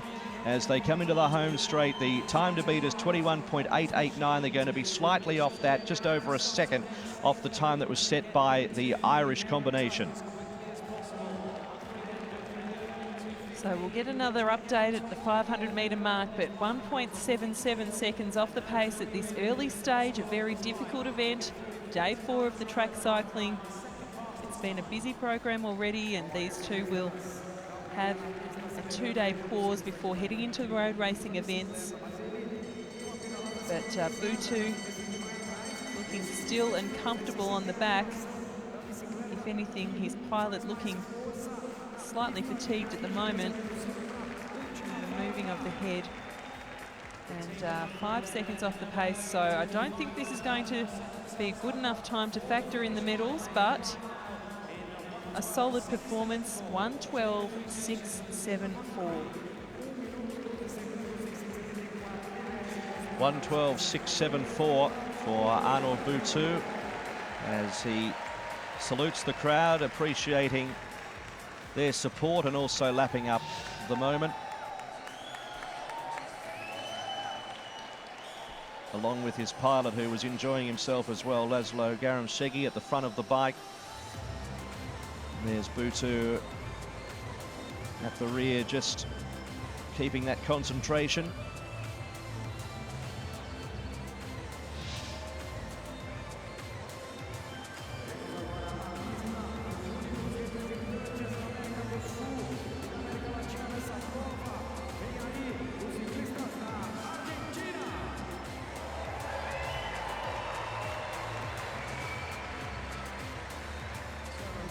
So as we move on to the Argentinian pair, Raul Villalba, 37 years of age and 12th in the individual pursuit.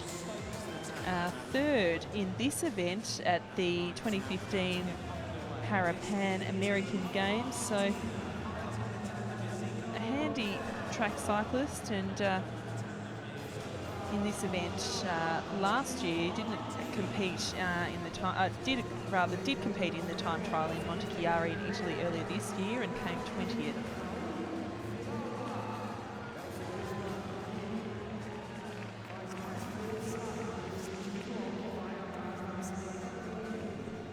So final preparations being made here. Pilot is Esqual Romero. So this heat 3 of 12, that number has gone down to 11 because the Malaysian rider has pulled out of this competition. That being Mohammed Rizan.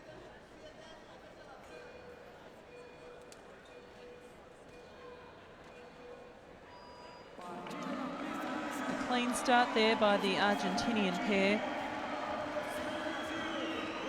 Staying out of the saddle. Let's get an early indication of how that start has been. They are inside the benchmark set so far, almost half a second inside. They're going to need to build on this. So 1 lap down and they're going quicker, so they're gaining speed, this pair. And Balaba, well, they're absolutely cranking it now. Remember, just 4 laps, so the halfway mark here, they're gaining ground again. So the time to beat so far is 106.370. Let's have a look at the 750 metre mark. The mark there is 51.244. And they're well inside that, although they've just dropped their tempo ever so slightly. Let's see how they can work in the final lap. And they have dropped the pace, starting to tire this pair after such a strong start. 106.370 is what they need. So 106.863. An average speed of 53.841 kilometres an hour. For those of you who are keen to know just how quick they're managing to get around the velodrome. Now, the Irish pair averaged 54.241 kilometres an hour.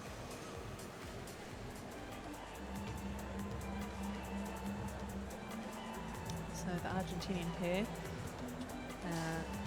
Balaba, only took up paracycling in 2011, so he's now 37 years of age. We may well see him at another Paralympic Games. As we move on to Greece and Anastasios Varakis, and Greece does have a very strong paracycling program, and Varakis formerly competed in athletics, had won medals in the long jump in Beijing and Sydney before making the switch to paracycling. Yes, the field events at track and field close to the hearts of this country, Greece, and 4 disciplines competed in here on the track cycling program at Rio 2016. 16th, as you mentioned, in the individual pursuit. Torch relay member during the 2008 torch relay that was heading to Beijing but made its way through Athens, and back home in Greece has served as a member of a political party in Greece, so he's had a busy life.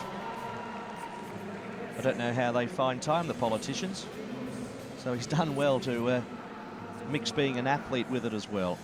And his pilot is Konstantin Trilinos. And flicking in the cleats and the strap, safety strap over the top to make sure the cleats don't pop out, particularly at the start. And the tandem bike perfectly matching the Greek uniform. It's a slick-looking outfit. And in the World Championships earlier this year, they finished 19th rather in the 1,000 metres time trial.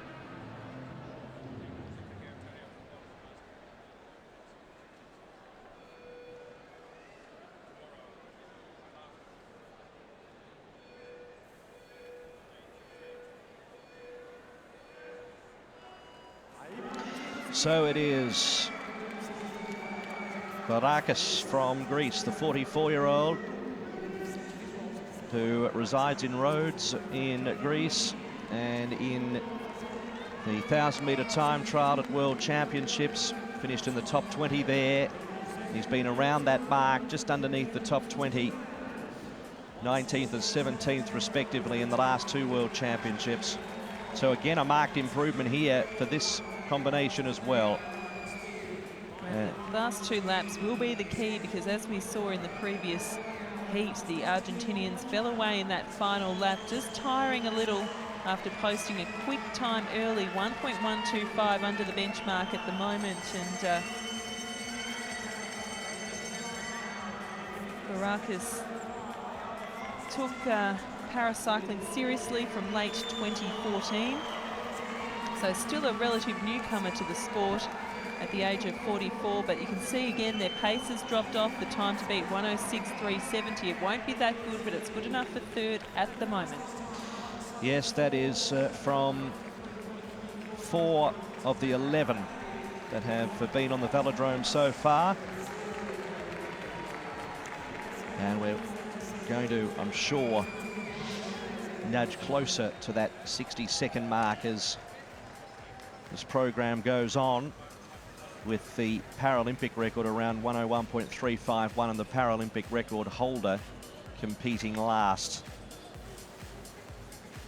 Spurred on by the coach, with the stopwatch in hand, watching every single second tick over, and the enthusiastic support from the Greece team. As we move on now to Ignacio Avila Rodriguez from Spain. Next combination with Joan Fontbertoli, the pilot, the 31-year-old pilot, 37-year-old Paralympian, was born in Manresa in Spain, just outside the medals in the men's B 4,000 metre individual pursuit, finishing in 4th place. Yes, and it would have been disappointing for the pair to finish outside the medals, because they were silver medalists at the World Championships just a few months ago in Montechiari. In this particular discipline, in March this year, they were 9th. So we can expect a quicker time than what we've seen so far from the Spanish pair. And we'll have a brief pause of 2 days rest before the road racing begins on day 7, and they'll participate in the time trial and the road race together. Showed a sense of humour, Ignacio Avila Rodriguez, when interviewed about his pilot in Joan Fontbertoli, saying that they have a great understanding and cohesion with each other. They're almost like a couple. Well, if you spend that much time together on the bike, it's you've got to like each other. That's that's true. That's for sure.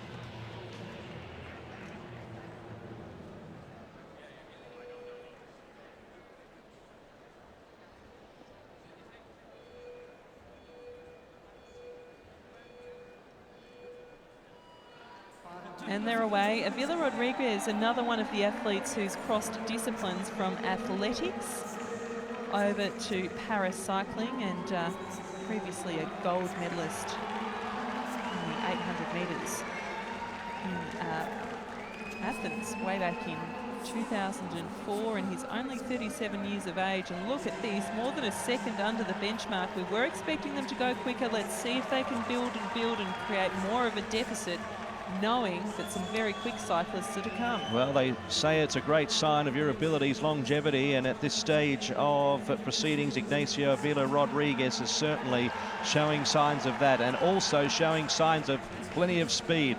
Almost 2 seconds underneath the time to beat, which has been set so far by Damien Vareka from Ireland of 106.370, and this lead is increasing as they head down the back with 125 metres to go.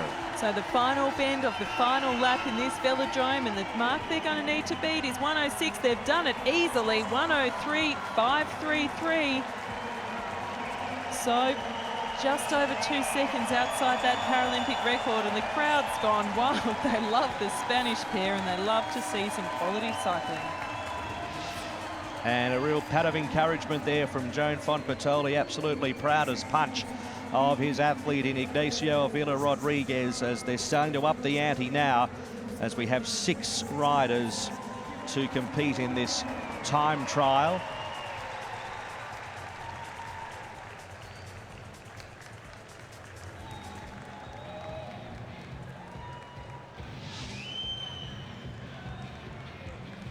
And these are the standings. Ignacio Avila Rodriguez leading at the moment from Damien Vareka, who held that lead for a while, but it eventually has now been usurped, with Raul Villalba in 3rd place and Barakis from Greece in 4th. So they are listed as heats, but this is actually the final as well. So the quickest 3 times will all receive medals, gold, silver and bronze, as we look to Australia and Matthew Formston, who is 38 years of age, and Nicholas Yalouris is his pilot. And they've already competed in the individual pursuit discipline. 5th place, 8th at Worlds together earlier this year, and they will also compete in the road race and road time trial. And road cycling programs beginning on day 7.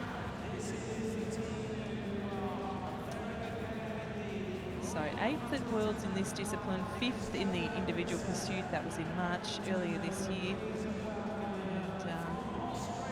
Formston, quite the all-round athlete, having played rugby union as well. So 5th in the individual pursuit, the men's B 4,000 metre individual pursuit. Resides in Wombrel in Australia. Played regional level rugby union as well. And a real sportsman, loves his surfing as well, underwater photography, and also scuba diving.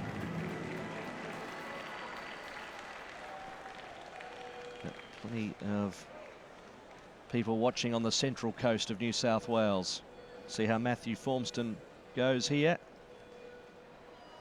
First competed for Australia some 5 years ago, and the time to beat is 103.533, and he is one of 6 riders left here. So looking to post the 4th best time would be so important here to get into the bronze medal race at least.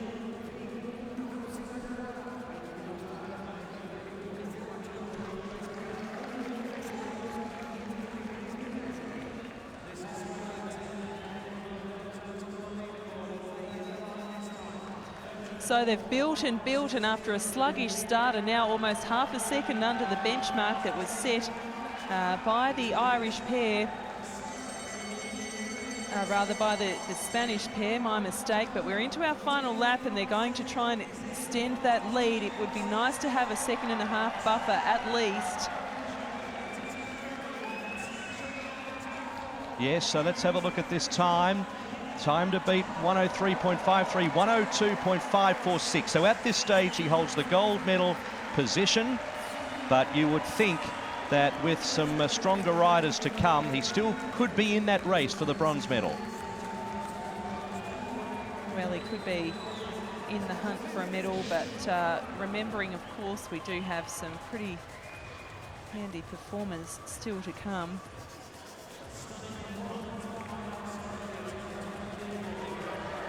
Held his line well there. Just getting away from the aerodynamic line of his pilot, Nicholas Yalouris there. But overall, he'd be happy with that, 103.533.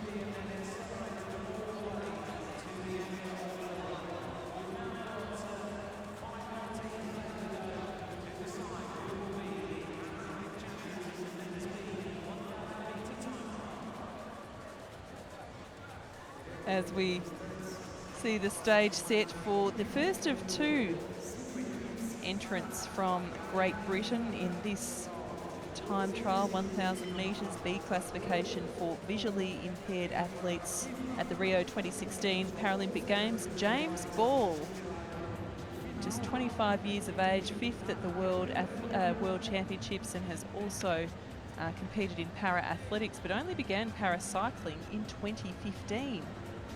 So relatively untested at international level. Has just the international competition of the Worlds earlier this year, and they did well in the tandem sprint, not a category here at the Paralympics, but they finished 3rd and, as I mentioned, 5th in the time trial.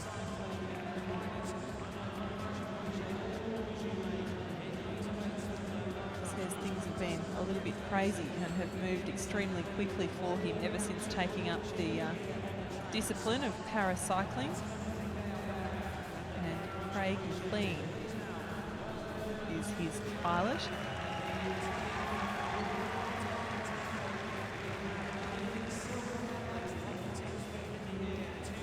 So James Ball with Craig McLean at the front of proceedings. James Ball, 25 years of age, from Manchester, only competing in the time trial and also the road time trial. So this is his specialty. This is the cup of tea, and you would think will go very close as well to a medal. Being the fifth last rider out, James Ball. So it's Matthew Formston at the moment, 102.546 for Australia. So he's in the race for a medal, the Australian, but you still think there's plenty of quality to come.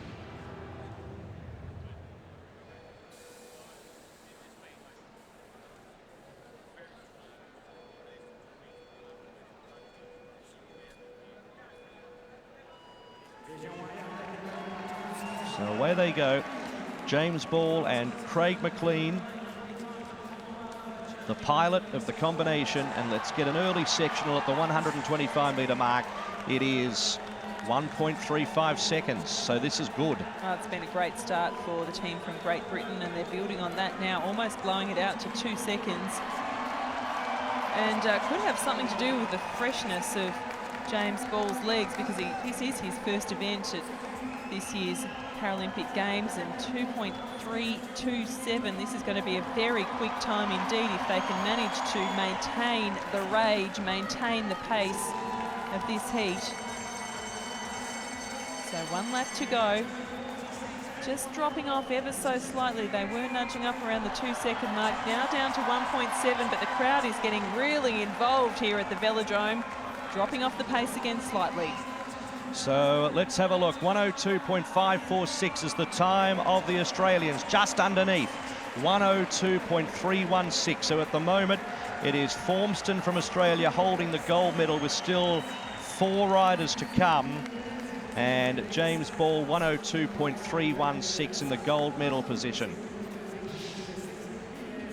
Silver medal position for Formston, bronze medal position for Avila Rodriguez, but still plenty of quality to follow.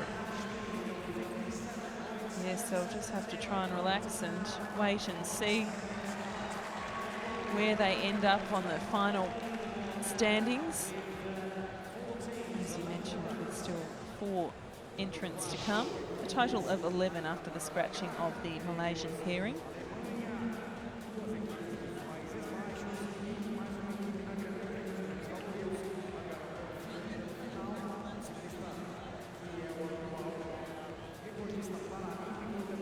So we have Kai Christian Cruz of Germany, Steven de Vries of Netherlands, Tristan Bangma from Netherlands, and Neil Farchi from Great Britain. They are the 4 riders left. So at this stage, no assurances for the riders that have posted times. James Ball's time of 102.316 holds him in pretty good stead. Matthew Formston would be hoping that he can sneak inside that 4th best time to claim a bronze, but we just wait and see. And as we look to the German pair and the well, team from Great Britain have had a nice roll around the velodrome, thank you very much, but they've got to get out of the way now. So Kai Cruz from Germany, 25 years of age, and how about this? His pilot is Stefan Nimke, who is an Olympic and world champion track cyclist from Germany, and won a silver in the men's 1 kilometre time trial at the 2000 Summer Olympics in Sydney. So he's paired up with the best, that's for sure. And Cruz himself is formerly a para rowing competitor as well. So born in Hamburg, lives in Berlin, and 13th in the individual pursuit men's B so far. And earlier this year in Montechiari, 4th in this event, so finishing just outside the medals. So the benchmark at this stage, 102.316.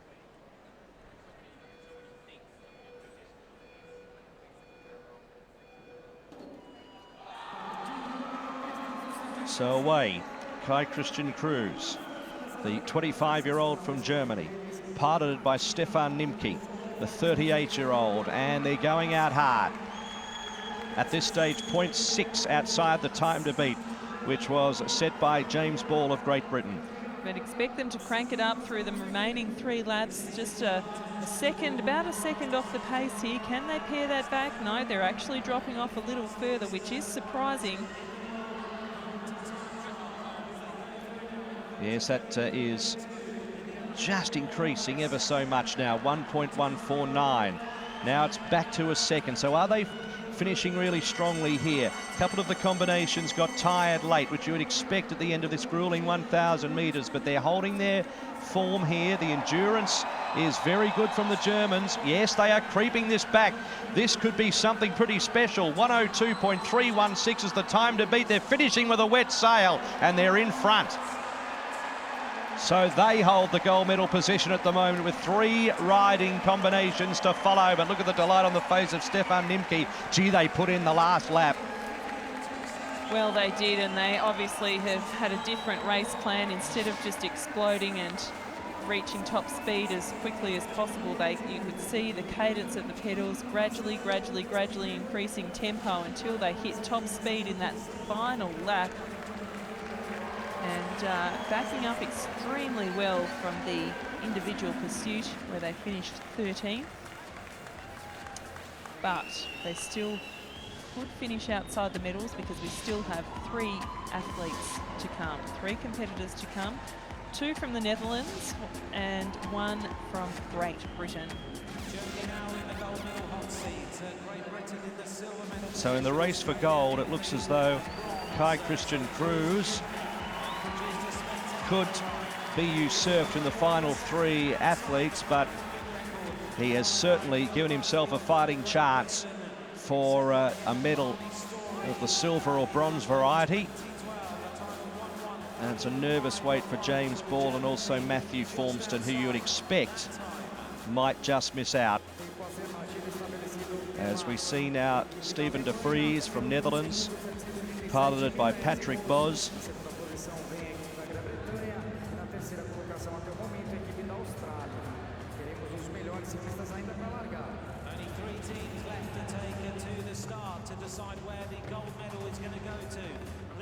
The 20-year-old De Vries, Bos 29 years of age. De Vries on the track at the World Championships, was a winner of the individual pursuit last year and wasn't able to defend that crown in finishing 7th this year. But in this particular event, the time trial, is the reigning bronze medalist.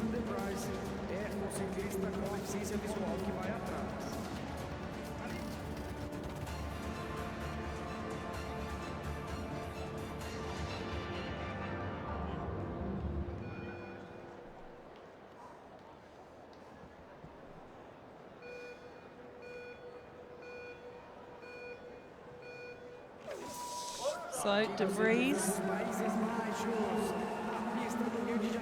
piloted by Patrick Bos, and as you say, very much hoping to add to his bronze medal from earlier in this track cycling meet at the Rio 2016 Paralympic Games.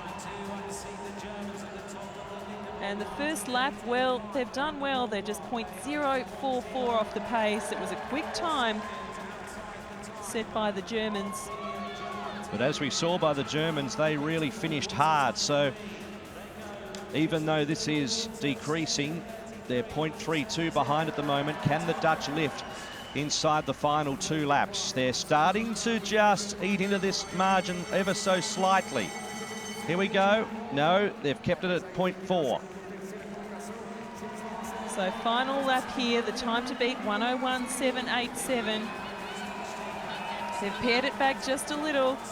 Are they going to get there? It's going to be close. 101.969, so it puts them in the silver medal position at the moment. Gee, they did come home hard that final half a lap, and you could see the expression on the face of Patrick at the front. He has put everything into that, and a terrific job by Steven de Vries. And they are in the silver medal hunt at the moment, with still 2 riders to come, Tristan Bangma and Neil Faichi. So the good news for Germany now is that they are guaranteed a medal of any colour. We just don't know which colour that will be. But for that Dutch pair of De Vries and Bos, they'll just have to wait and see whether they can hang on to silver, perhaps take home a bronze, or worst case scenario for them would be finishing in 4th position altogether.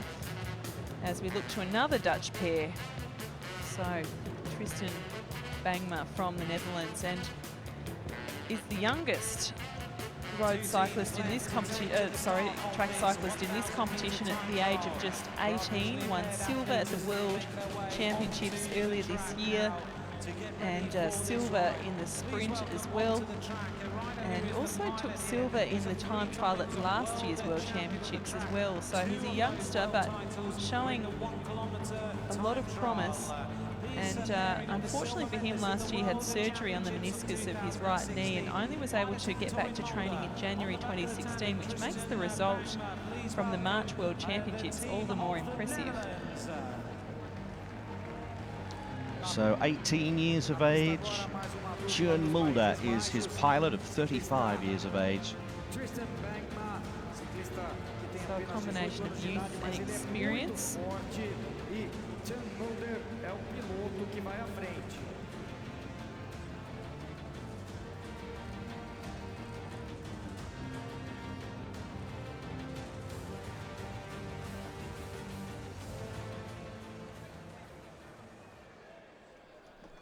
So here we go.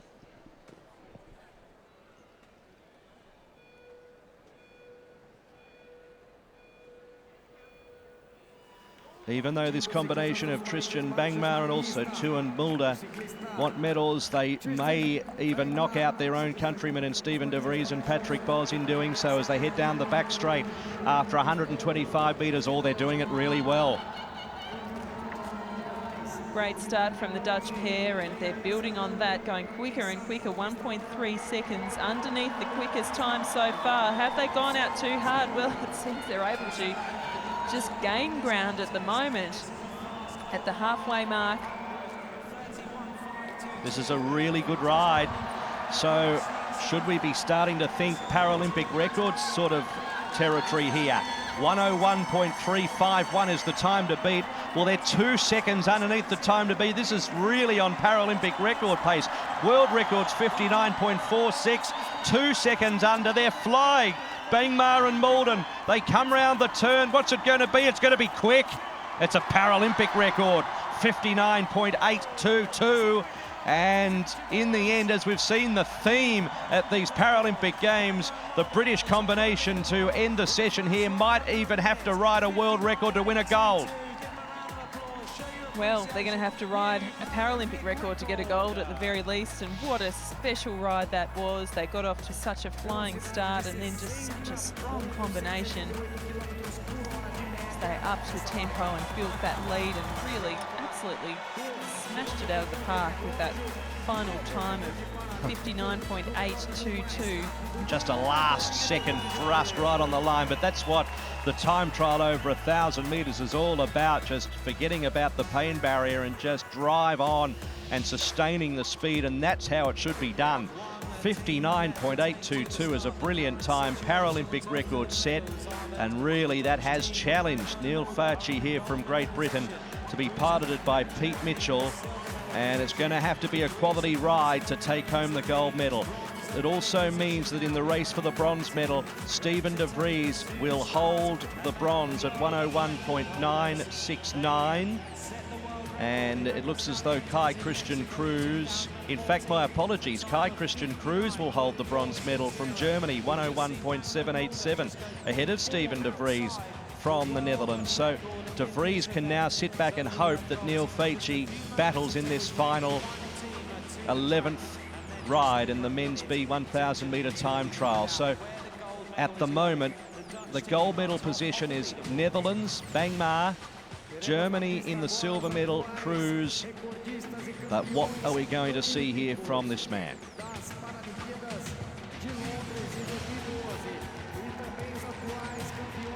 Neil Farchi, of course, He's been the reigning world champion for the past 3 years, won in London. Such an experienced campaigner. He's 32 years of age. And Pete Mitchell, the pilot there, you see closest on your screen.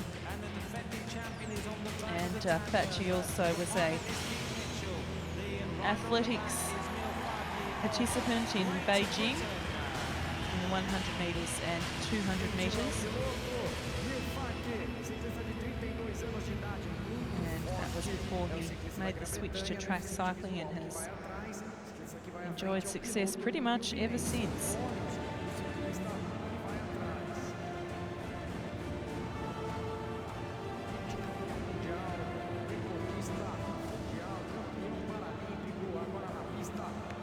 Here's a picture of concentration. They're ready. The standard set 59.822.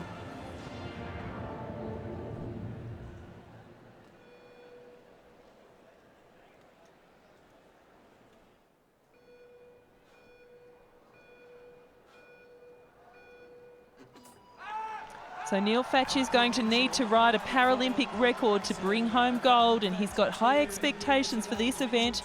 Holds the world record. The Paralympic record, is the reigning world champion and Paralympic champion. So they know how to do it, and Peter Mitchell, who is the pilot of this combination, was a part of the world record winning time, but not the Paralympic winning time. But remembering, the world record was set after that Paralympics in London. It was only set 2 years ago, and they're at the moment right on target. Well, they certainly are, and the stadium announcer, velodrome announcer, urging the crowd to get involved, but he doesn't really need to because the crowd is loving this. But look at that, just slightly off the pace. They're going to have to bring it home really hard in this final lap if they want to get a hand on that gold medal. So the Dutch lead with a time of 59.822. They're going to have to break the Paralympic record. I don't think they're going to do it. The last 125 metres is going to have to be something out of the box. It's a silver medal, 1 minute, .241.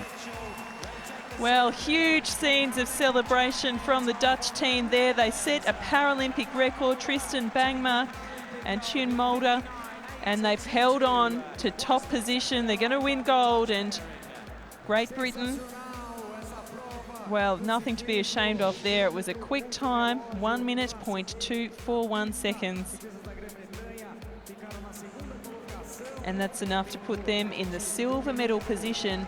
And so that puts the Germans, who had that great ride earlier, into bronze. So Cruz and Nimke will take home bronze, and the other Dutch pair have been pushed out of the top three. And look at that. It's the second gold medal for the Dutch on the track cycling program, up against Great Britain that have won 6 and China that have won 3. But there's the contingent in the orange, and they're delighted. So well done to Tristan Bangma, the 18-year-old, and there is a very proud family member. The emotion a little bit too much. And the runner-up at the World Championships in the time trial, so he would have had high expectations here, but a mature performance, a young star, and now his family being pointed out to him, and they're delighted.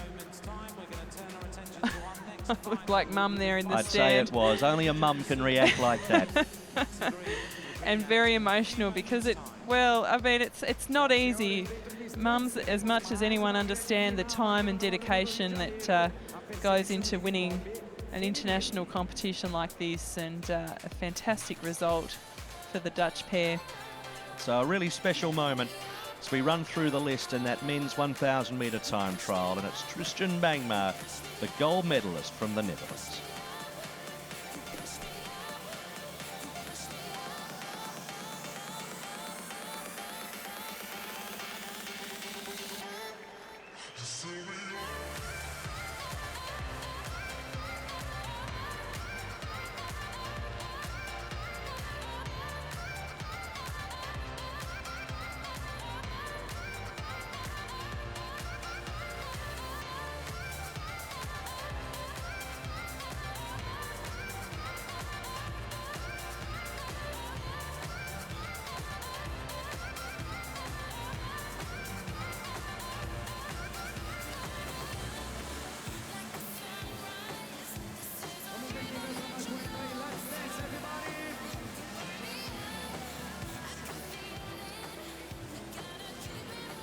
So we're about to turn our attention to the Women's B individual pursuit bronze medal and gold medal race-offs. In the bronze medal race-off, Sophie Thornhill from Great Britain, Amanda Cameron from New Zealand. In the gold medal race-off, Laura Turnham from Great Britain and Emma Foy from New Zealand. That to start in around about 7 minutes' time.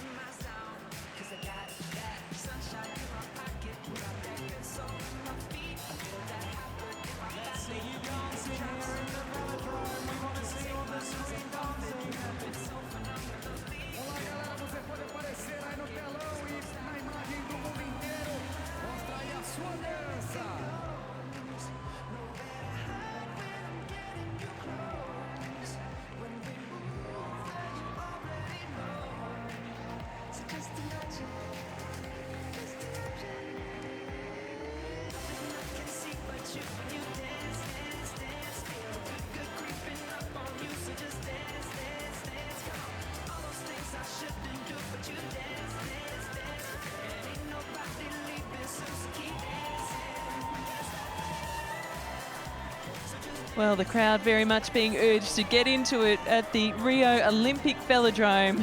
And why not? Still another 2 gold medals to be awarded in the final day of competition at the track cycling, day 4 of Rio 2016. And we see the lineup here on the screen, the bronze medal final, Sophie Thornhill from Great Britain and Amanda Cameron from New Zealand, both with their pilots taking to the line now. And this is a 3,000 metre individual pursuit for vision impaired athletes. And Amanda Cameron, you can see her pilot is Helen Scott. No, it isn't, rather, it's Hannah Van Kampen. My apologies there. In Great Britain, the pilot is Helen Scott. Sophie Thornhill at the rear.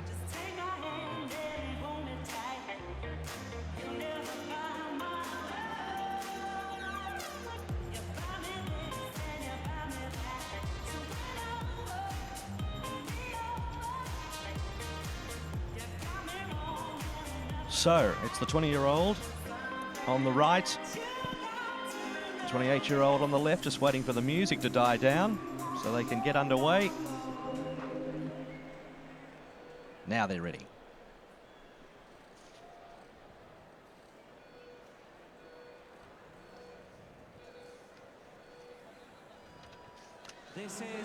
So it is Cameron on the far side of the track, recorded a time of 3:33.298 in her heat, and it was a time for Thornhill of 3:32.609.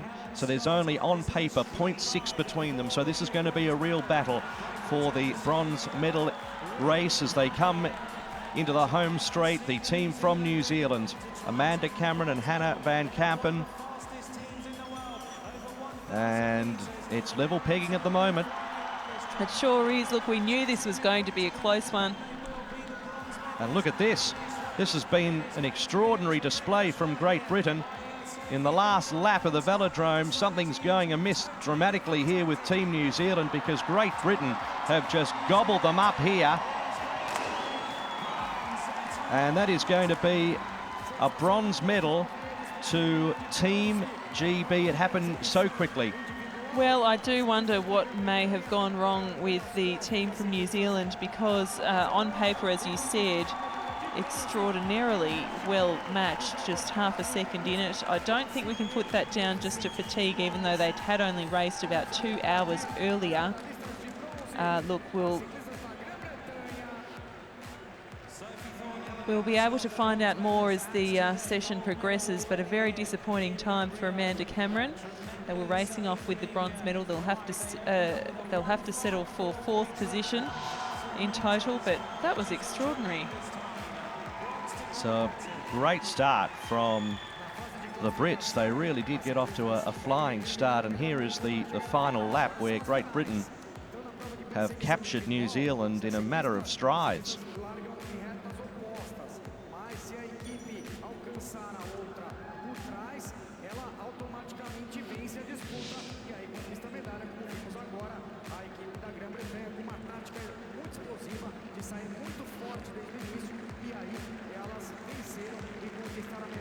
So there is the team from New Zealand, who were basically captured by, I think they only got 2.5 laps in by the look of it. Yeah, look, it was over extraordinarily quickly, and a big surprise there, because the New Zealand team are extremely strong over that distance, as we saw in the qualifying. However, it is, as we've been saying, a very big program here, and rightly so. The team from Great Britain celebrating their bronze medal in very decisive fashion. All right, so we do have the race for gold now in the women's 3,000 metres individual pursuit, B classification for visually impaired athletes, and it will be Great Britain versus New Zealand yet again. Yes, it will be. It's Laura Turnham from Great Britain and Emma Foy from New Zealand. Now, Turnham is now the Paralympic record holder after her time in the heat. That time was 3:27.460. Emma Foy is the world record holder from Mexico, the World Championships there some 2 years ago. And in the heat, it was a time of 3:28.53 for Foy. So it was a second faster for Laura Turnham, who looks to give Great Britain their 7th gold medal in this women's B 3000 metre individual pursuit gold medal final. So we would hope that it's going to be closer than the bronze medal race. Although, having said that, on paper the bronze medal race looked as though it was going to be tight, as we outlined, but New Zealand dramatically falling in a hole, and it was all Great Britain in that bronze medal race.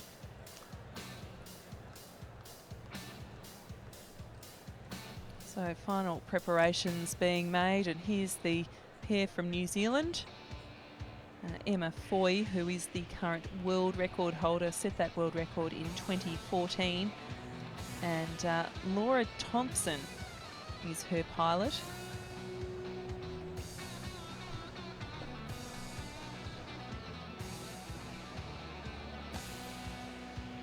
And you can see there the coach, John O'Haleston, who is usually very entertaining to watch during the races. He tends to throw himself around a little bit, very animated. So the New Zealand team getting a good reception at the Rio Olympic Velodrome. And an experienced outfit.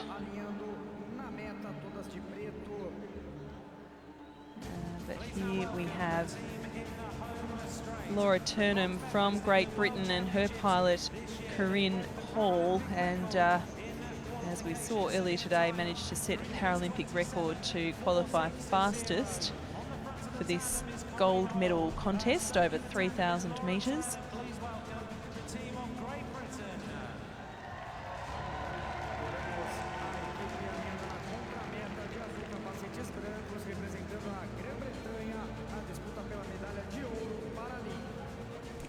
Great shot.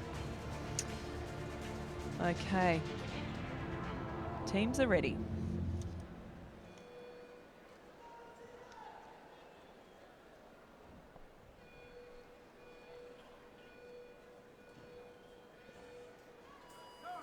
So repeating those qualification round times, Turnham was 3:27.4. She's on the near side. Far side is Foy from New Zealand, and her qualification time was 3:28.5. So there is only 1.1 in it as far as the qualification round is concerned. At this early stage, Foy has stolen a little bit of a march, and now in the next half of that lap, Turnham turned on the power and leads Foy, but it's early doors.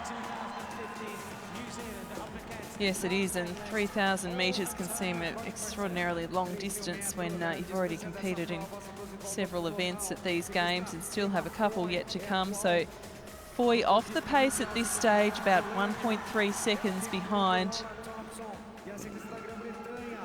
Yes, so it looks as though Emma Foy has some work to do. This is basically the deficit where they finished in their qualification heat.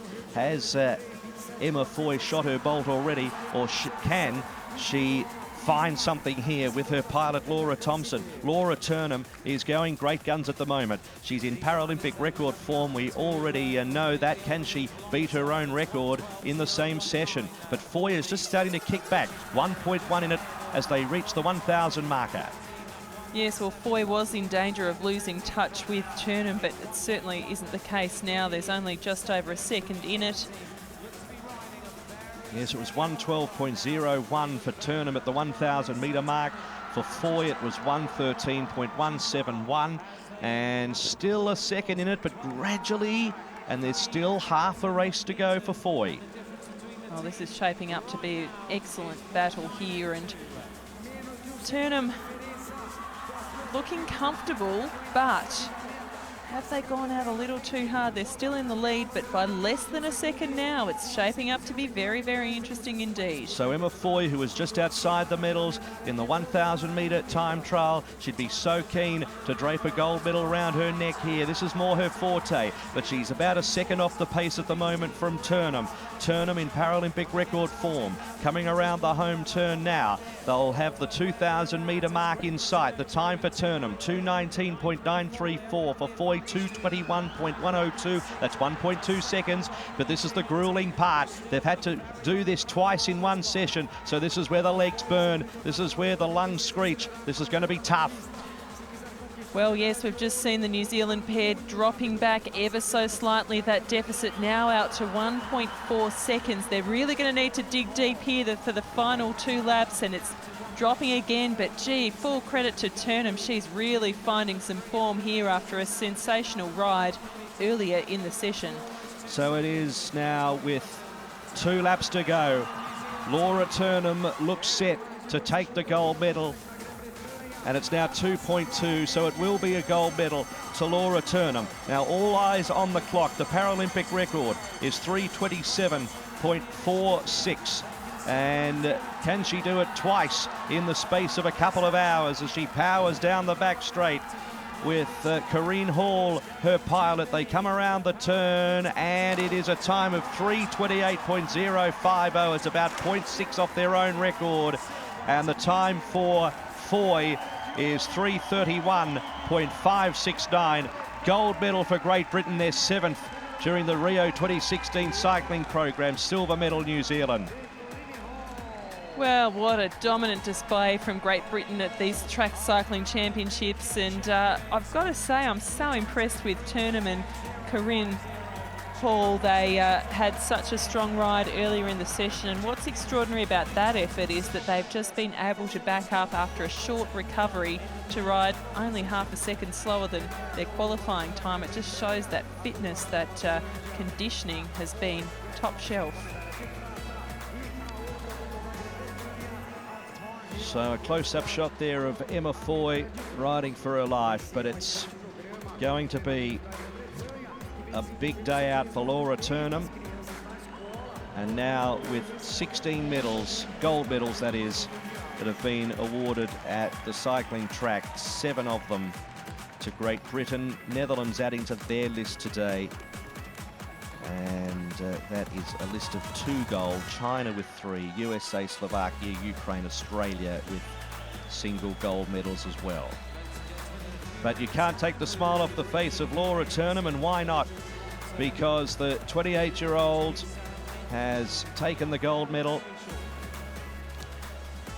Very shortly we have the victory ceremony for the men's B 1,000 metre time trial, which was conducted earlier on and taken out by Tristan Bangma from the Netherlands.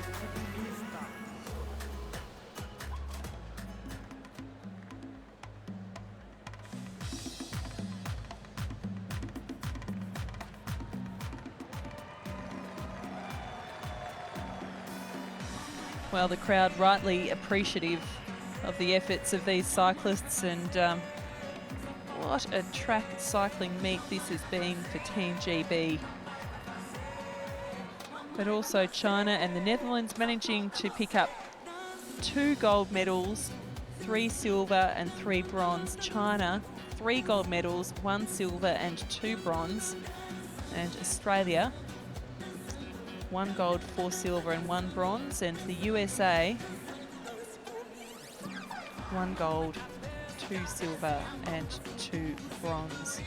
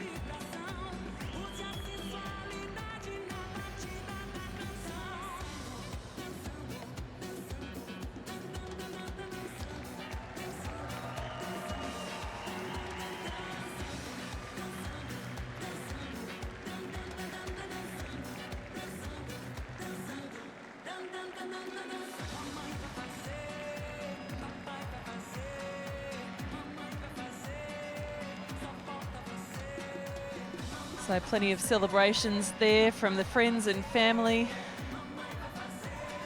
of Laura Turnham and Corinne Hall. What an achievement. Winning gold in the women's B 3,000 metres individual pursuit. You can see the t-shirts there. They're all about Laura. Fantastic to have such support. And a disappointed New Zealand outfit, but look, they've managed to pick up a silver.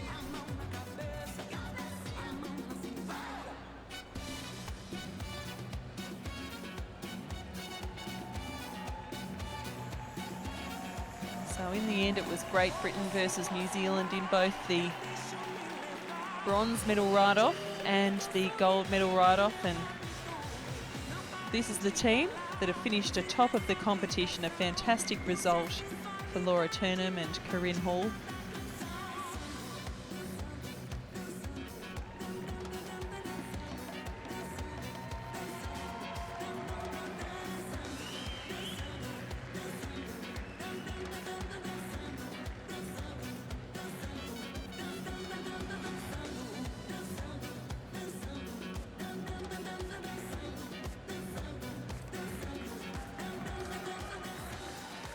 Emma Foy on screen, and I guess the way the setup of these cycling events goes, if you're beaten in an individual pursuit final, you don't really get that idea that you are the silver medalist compared to a big field. It's a one-off event against the gold medalist, but initially Emma looking disappointed, the world record holder, but putting it into perspective, a silver medal ain't bad.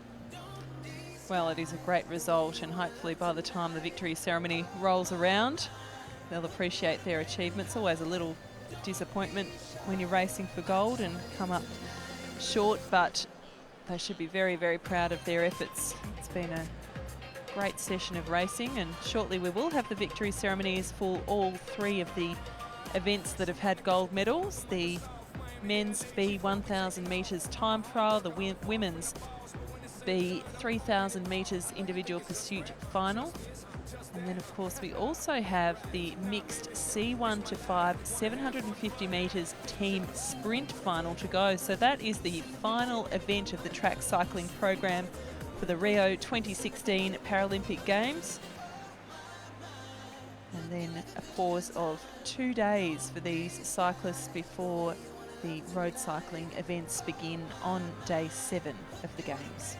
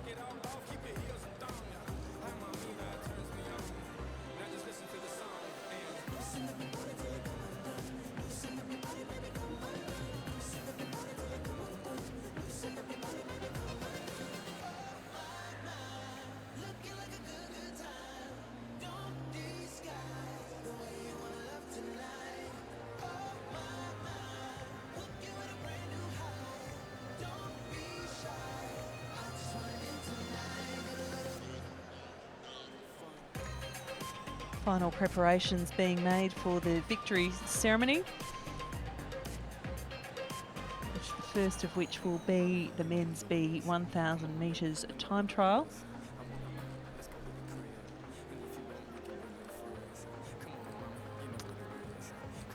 And followed by that we'll have the team sprint final, and then we will have the victory ceremony for the 3,000 metres individual pursuit B category, and the victory ceremony for the mixed C1 to 5 750 metres team sprint, rounding out the final session of track cycling at the Rio 2016 Paralympic Games.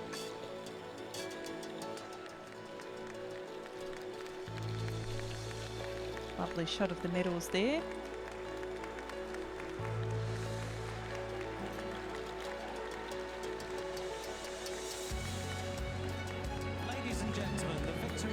ceremony for the men's B1000-meter time trial. Senhoras e senhores, a cerimônia de premiação do quilômetro contra o relógio B masculino.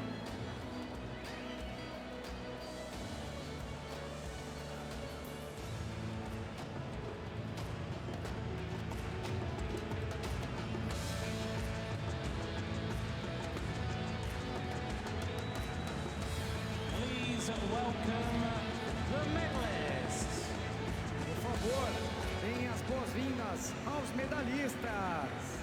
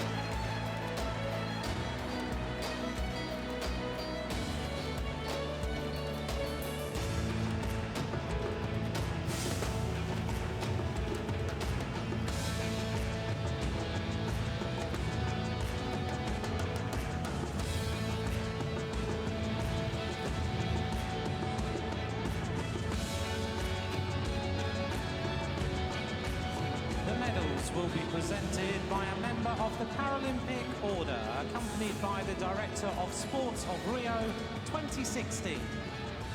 As medalhas serão entregues pela senhora Dina Coward, membro da Ordem Paralímpica, acompanhada pelo senhor Rodrigo Garcia, diretor de esportes da Rio 2016.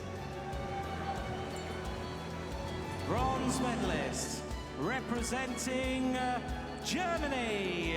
Medalha de bronze, representando a Alemanha, Kai Christian Krusser e Stefan Mimic.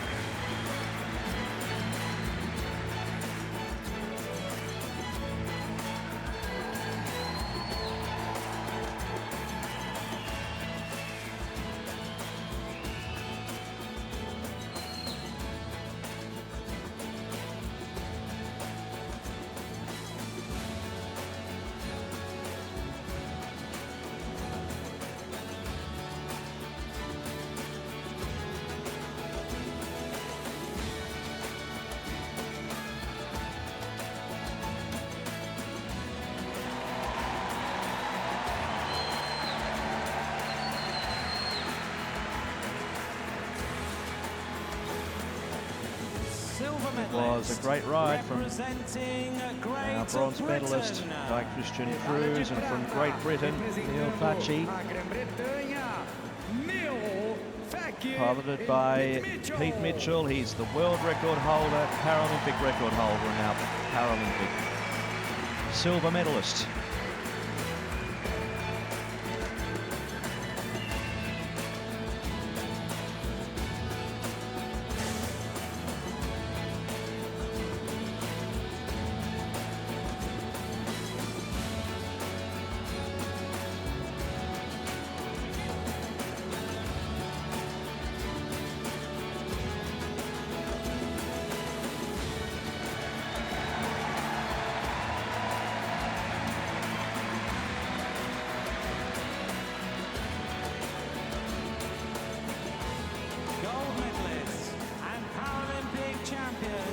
representing the Netherlands. Medalha de ouro e campeões paralímpicos representando os Países Baixos, Till Mulder and Tristan Bergman. Well, he's the youngest medalist of these Paralympic 2016 Rio cycling program at 18 years of age.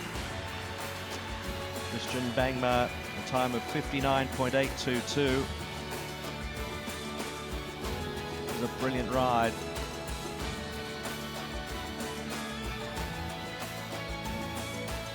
Claiming the Paralympic record in the process.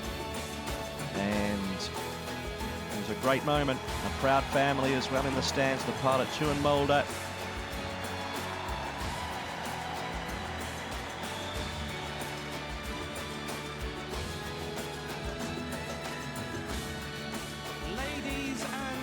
gentlemen, the anthem of the Netherlands. Senhoras e senhores, o hino dos Países Baixos.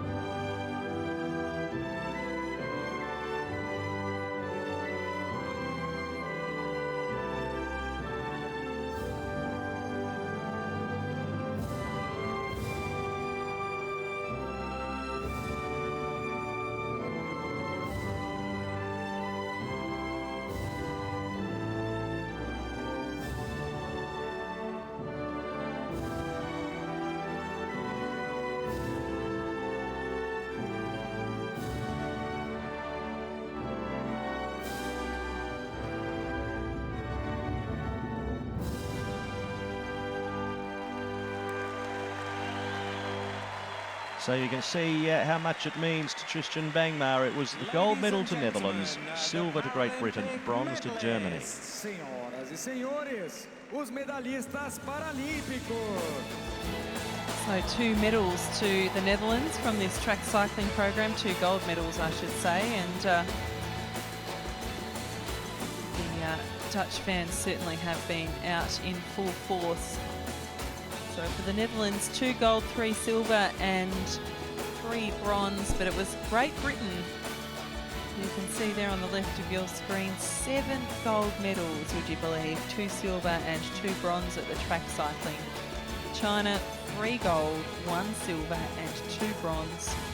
Australia, 1 gold, 4 silver and 1 bronze. And Team USA, 1 gold, 2 silver and 2 bronze.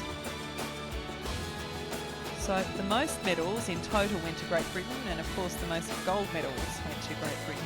So a very, very successful track cycling meet.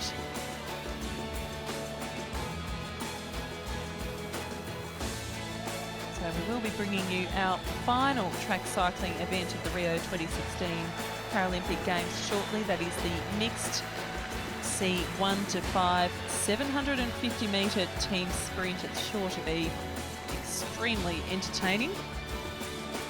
For now, these athletes will just enjoy their moment in the spotlight and savour their medals.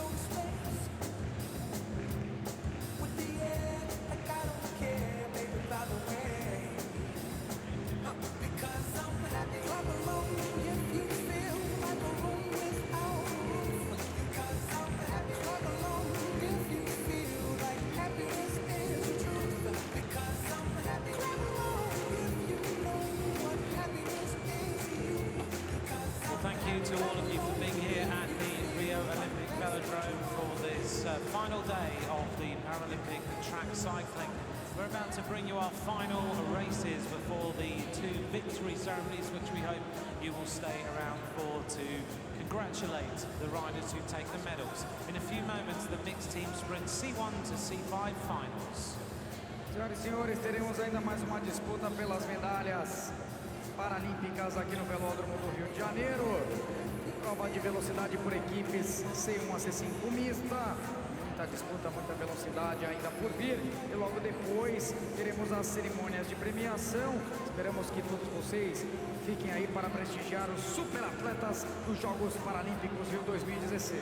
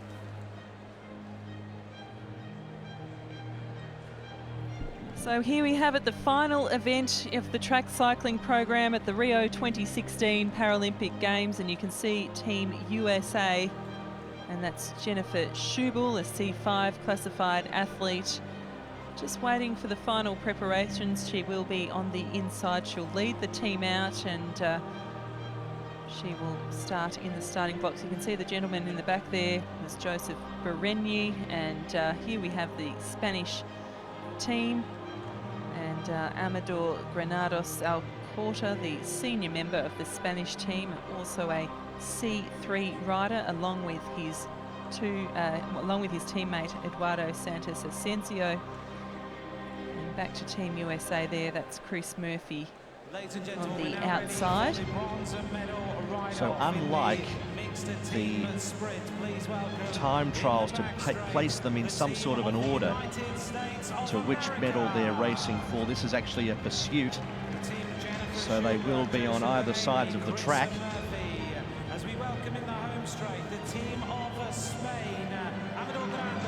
So they came out, recorded the fastest time they possibly could, and now it's a different discipline. It's a pursuit. It's a ride off for bronze.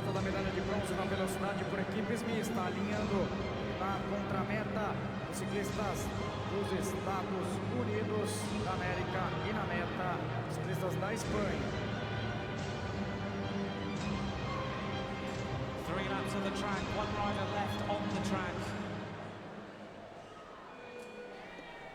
Here we go. So fast and furious.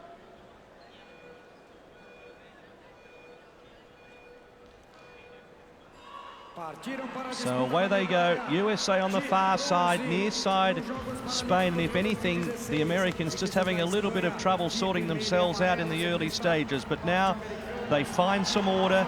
And in front for the United States, Jennifer Schubel, and she'll drop out after one lap. She's ahead of Berenyi and Murphy, who just lose their way a little bit there. So Schubel pulls off to the high side of the velodrome, and it's Joe Berenyi for the second lap here. The United States off the pace of the bronze medal with still just over a lap to go. Yes, it is Spain who is leading the charge. Now it'll be one rider against the other in the final lap, and that is Christopher Murphy from the USA, Alfonso Cabello Lamas from Spain. So at this stage, it is Spain leading by half a second. The final thrust to the line. Bronze medal Spain by a second over the USA. Well, I think the United States start may have cost them dearly. Just a second in it in the end, but they did seem to struggle to get themselves in the right formation early on. But congratulations to Spain. What a great ride, and a full second, and they've taken the bronze medal. Yes, it is Amador Granados Alcorta, Eduardo Santos Asensio, Alfonso Cabello Lamas. The team successful here. Paralympic Games in a few moments' time. We're going to turn our attention in a moment now to bring you the final race of these Paralympic track cycling events, and this will be the gold medal ride-off in the team sprint final.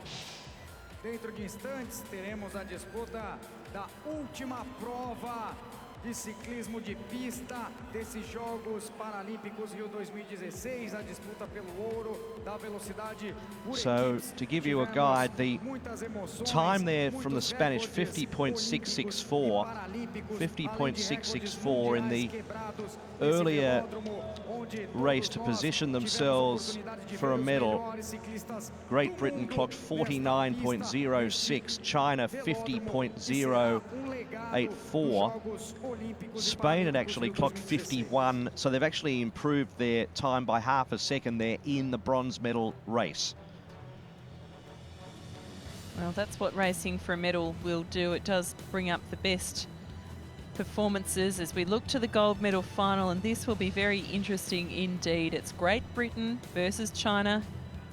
Great Britain already with 7 gold medals from this track cycling meet at the Rio 2016 Paralympic Games. And China on the hunt for their 4th medal.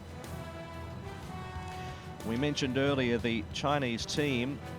They go from C2, C4, C5 in their team of 3 and are quite equal as far as ages are concerned too. 24, Liu Xingyang, 26, Li Guoping, and Ji Hao, the 27-year-old,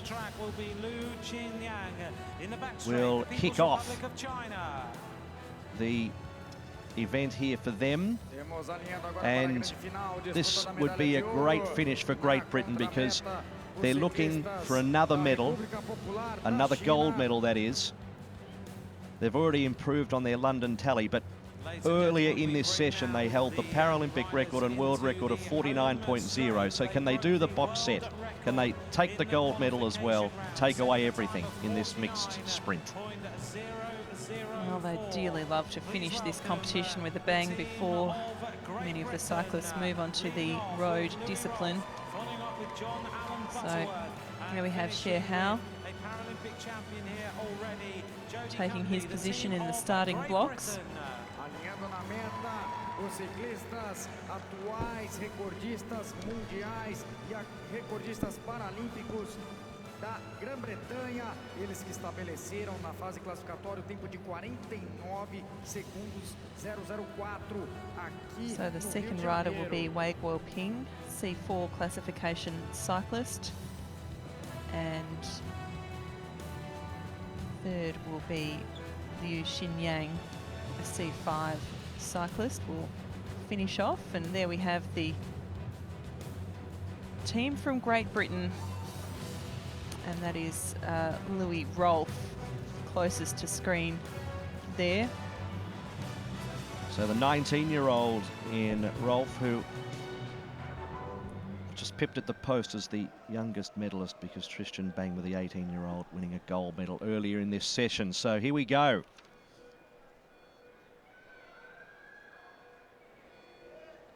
So nowhere really to hide here. 3 laps of the velodrome, and the first rider will drop off after the first 250 metres. So it's Rolfe for Great Britain, and it's Ji Hao from China. And look at Ji Hao go. We saw this in the earlier round. He gets away from his teammates, and so too Great Britain. They're going to work together here, Butterworth and Cundy, and they're so good at doing that.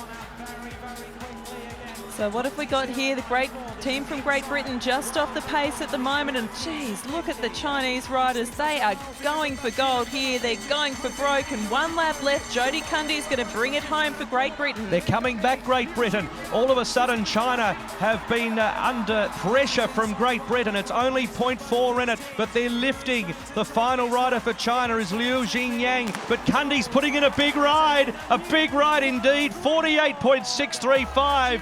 What a finish! What a finish, and a world record again. World record, Paralympic record, gold medal. How fast does he ride the final lap, Cundy?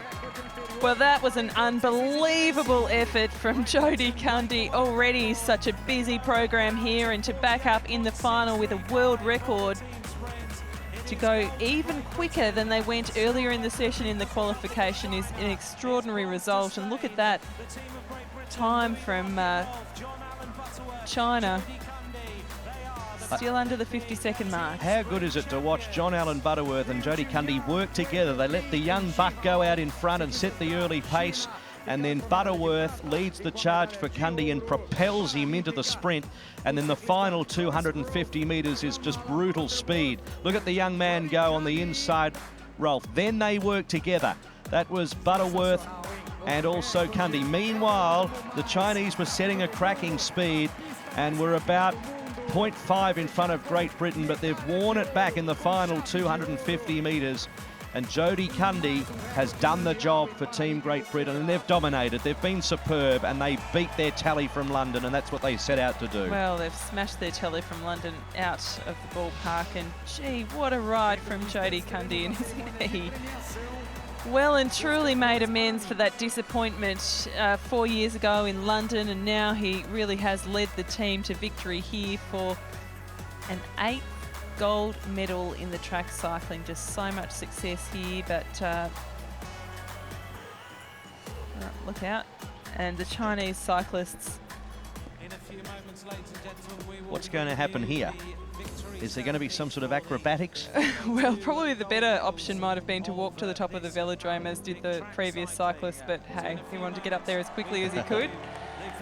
And this is quite an angle on the velodrome, so it can be a little tricky there. Just how strong they are and what fitting way to end these track So the cycling track program has come to an end with an amazing final lap from Jodie Cundy. And there is Rolf, the 19-year-old. So we've had 2 gold medalists in their teens. 18-year-old from Netherlands earlier on, Tristan Bangmer, now a part of the gold medal winning squad in the team sprint is Lewis Rolf.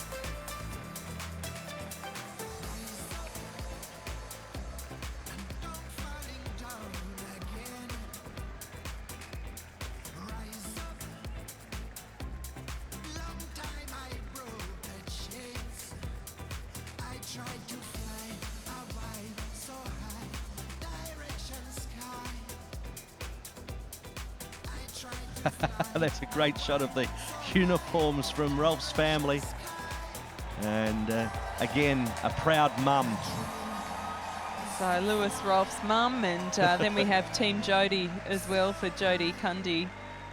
It's all about the T-shirts for the supporters from Great Britain.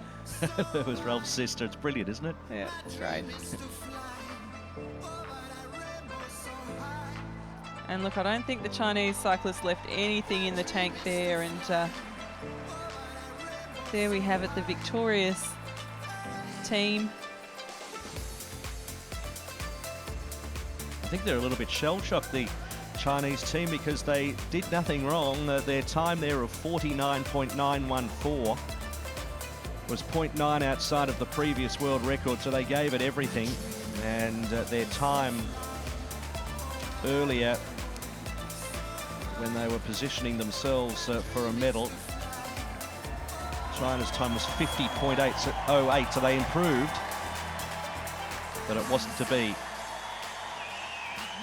And take a bow indeed, Jodie Cundy. The entire team from Great Britain's cycling department can take a bow, because this has been their Paralympic Games on the track at least. Yes, a huge medal haul from this discipline. And they'll enjoy that for the next few days, but then the bulk of those cyclists will need to focus on their remaining events. Ladies and gentlemen, stay with us. We have our final 2. So we have 2 more victory ceremonies to go, and then the track cycling is officially over for these Paralympic Games. We've seen some incredible performances over the first 4 days, and it's been a very, very enjoyable time indeed. No more enjoyable, though, for those in Team GB. 8 gold medals, it really is one for the ages, and I suspect Team GB will look back on these Rio Games not only with much fondness, but looking at the real heyday of a blossoming of talent, and good also to see that there's youngsters like Lewis Rolf coming through that can take the baton and continue the success in the future. Really showing they're the country to catch in terms of their benchmarks they're setting, Paralympic and world records, and Ladies and gentlemen, plenty the of victory gold as ceremony well. for the women's B 3,000 meters individual pursuits. Senhoras e senhores, a cerimônia de premiação da perseguição individual B feminina.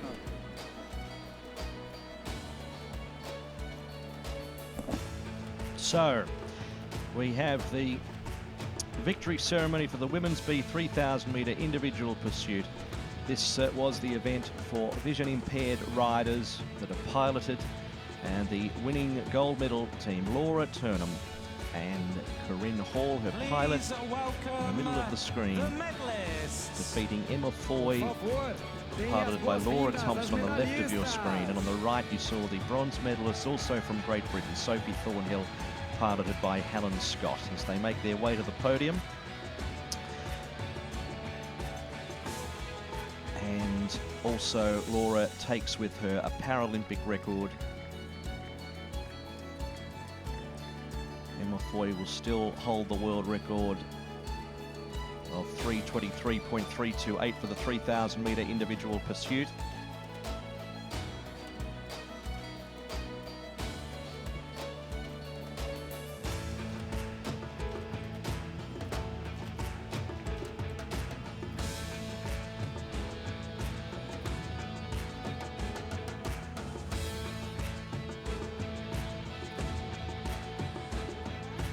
So in the end, 17 gold here at the Paralympic track program. Great Britain have won 8, China 3, Netherlands 2, and singulars to USA, Slovakia, the Ukraine and Australia. IPB governing board member is with us and will officiate at the presentation along with Mr. Rodrigo Garcia, the Director of Sports of Rio 2016. do Conselho Executivo do Comitê Paralímpico Internacional, acompanhado pelo senhor Rodrigo Garcia, diretor de esportes da Rio 2016.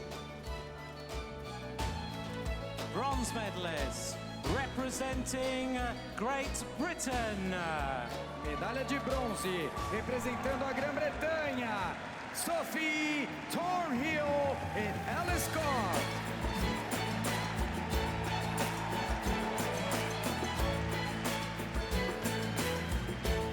20 years of age, Sophie Thornhill, already a gold medalist here in Rio.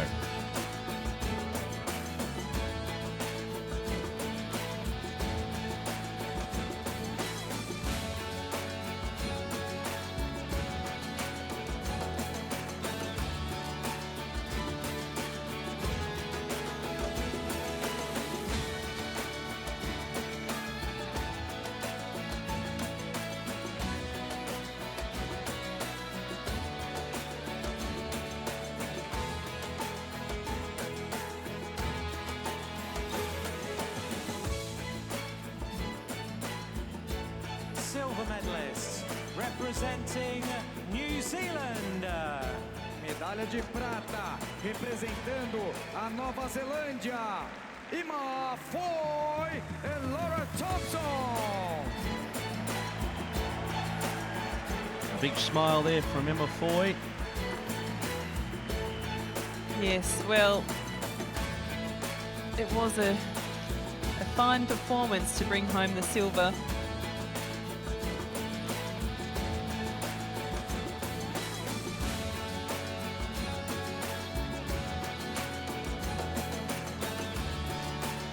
And her world record from 2014 will remain, perhaps until these cyclists meet again at the next World Championships.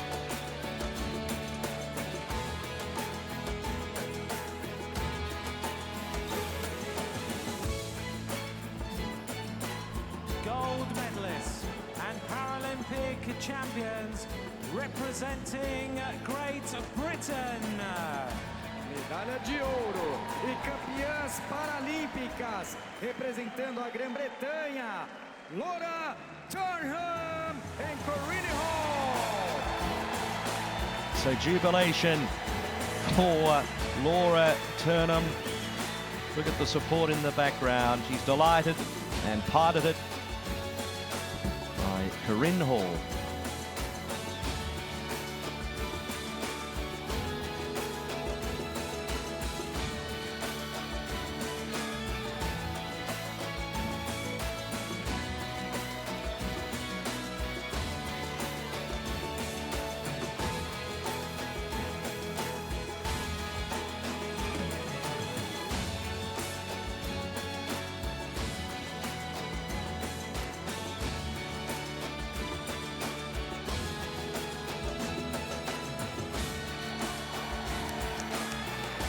Well, Laura Turnham has every reason to be a bit emotional and absolutely thrilled.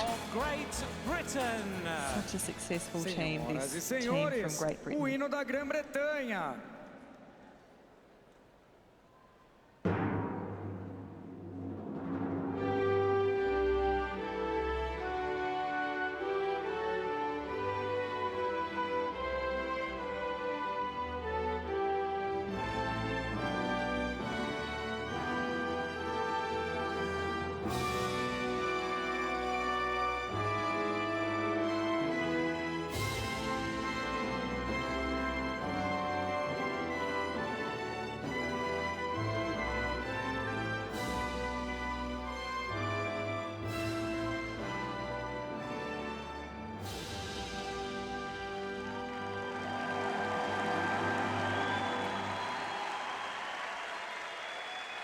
So a wonderful moment.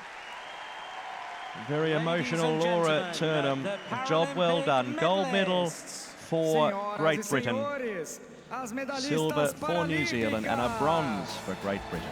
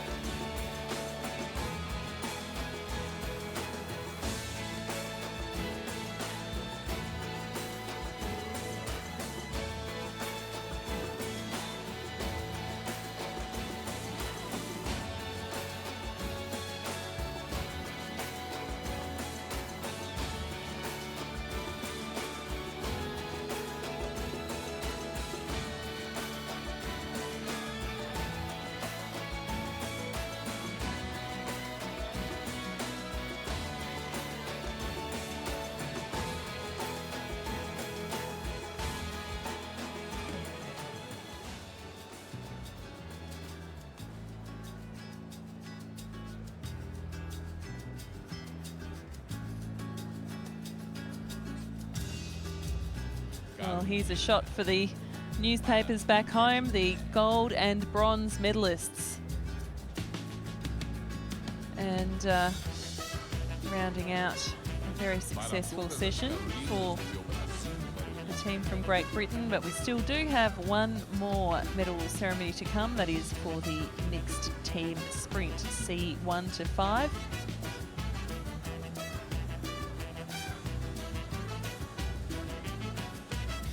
Carolina é uma menina bem difícil de esquecer. Andar bonito e brilho no olhar. Tem jeito adolescente que me faz enlouquecer.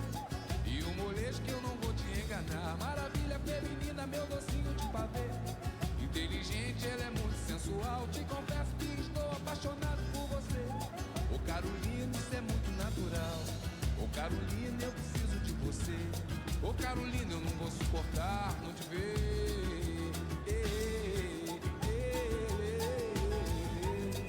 Carolina, eu preciso te falar. Ô Carolina, eu vou amar você.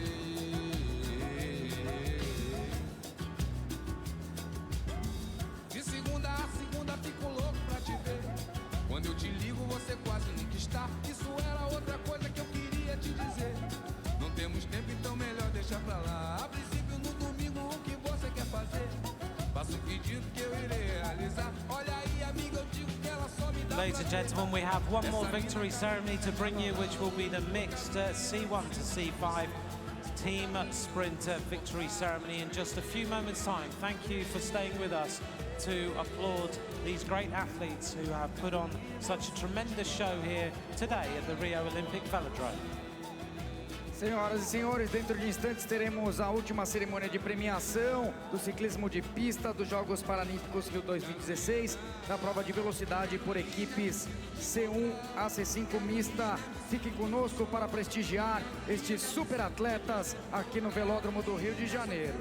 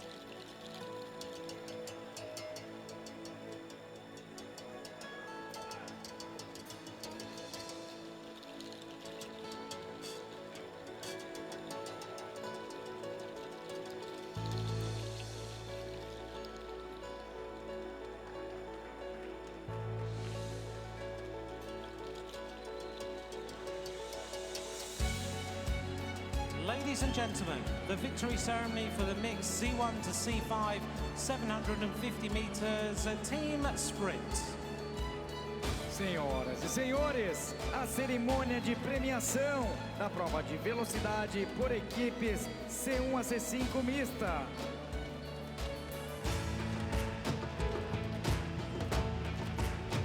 Please welcome the medalists.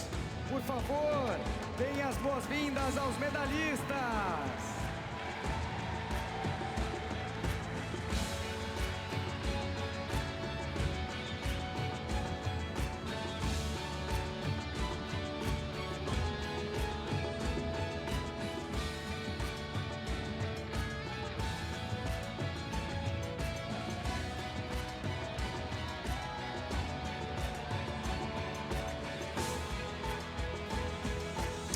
So the final victory ceremony here at the cycling track program at the Paralympic Games, the mixed C1 to C5, 750 metre team sprint. And this was one of the most exciting events we've seen, with a world record to take the gold and an extraordinary ride by the anchor Jodie Cundy, getting off to a flying start by the youngster Lewis Rolfe and John Allen Butterworth doing all of the heavy lifting in the middle. It was a silver medal to China and a bronze medal going away in an exciting bronze medal mixed final as well, going to Spain. Mr. Rodrigo Garcia officiating once again.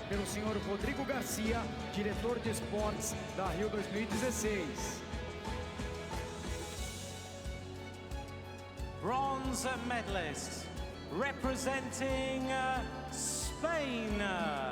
Medalha de bronze representando a Espanha. Eduardo Santos Asensio, Amador Granados Alcorta e Alfonso Cabello Llamas.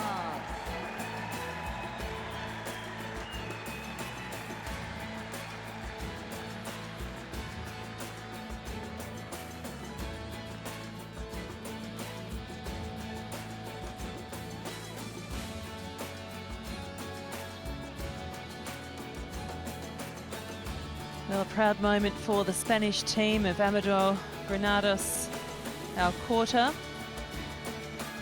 and Eduardo Santos Asensio, Alfonso Cabello Llamas.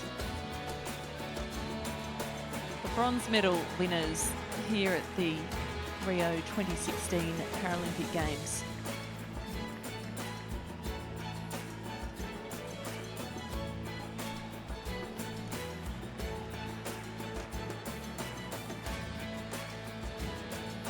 Silver medalists representing the People's Republic of China. Medalha de prata representando a República Popular da China, Shanghai, Wei Yuping e Li Xiuyang. Well, they didn't do much wrong, the Chinese team. With some quick times, but just beaten by a spectacular trio from Great Britain, but a brilliant silver medal for China.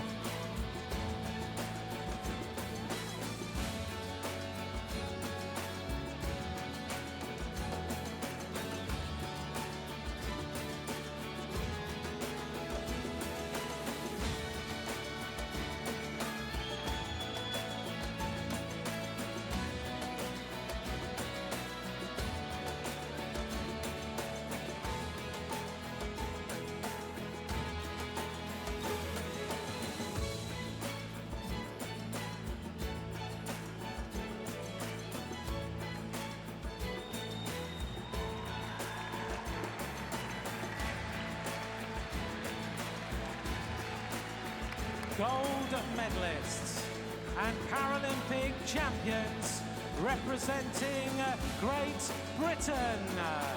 Medalha de ouro e campeões paralímpicos representando a Grã-Bretanha, Lewis Rolfe, Jodie Cundy e John Allen Butterworth. Well, the man in the middle was propelled into the race in the final lap, produced one of the most spectacular moments of the program to date. The fine team performance, the 8th gold medal out of 17 for Great Britain here.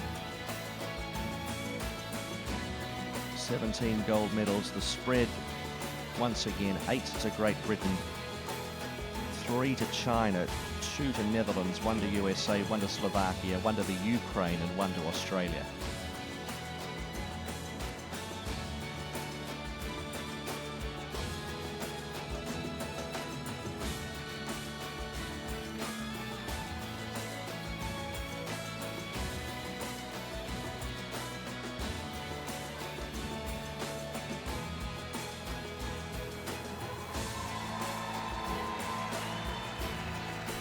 Well, they've had such great support from not only their own friends and family and supporters of Great Britain, but from the Brazilian crowd as well. It's been a great experience for Team GB to come here and back up after the success of their own games 4 years ago. O hino da Grã-Bretanha.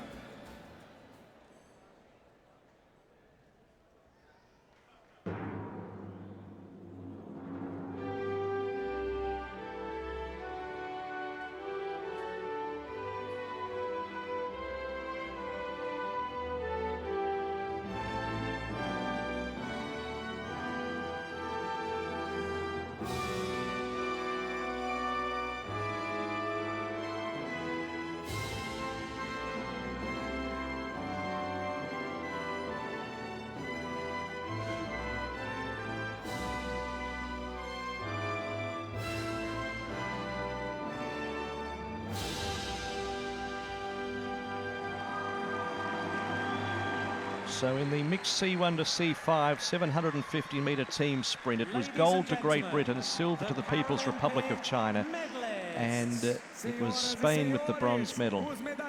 Plenty of great stories in the Great Britain squad with those 8 gold, defeating the 5 from London 4 years ago. Kadina Cox is a big story. She was the first athlete to take a medal in 2 sports for 28 years.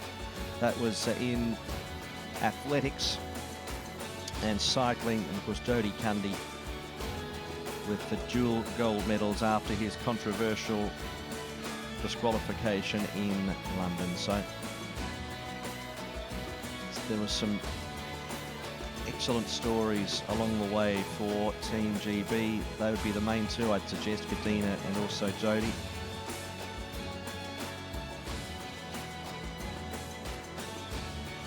And Cundy's been able to strike gold for the 7th time. It was 20 years when he won his first. What a career. I mean, and to keep at the sport after, as he said, just being so disappointed and so upset. He made headlines around the world when he had a spray at an official 4 years ago because he was disqualified from his event. And to his credit, he's absolutely bounced back in the finest of fashion, and the Chinese team there very proud as well. But this track meet certainly has belonged to Team GB, as we have the obligatory shot here with the national flag, the Union Jack.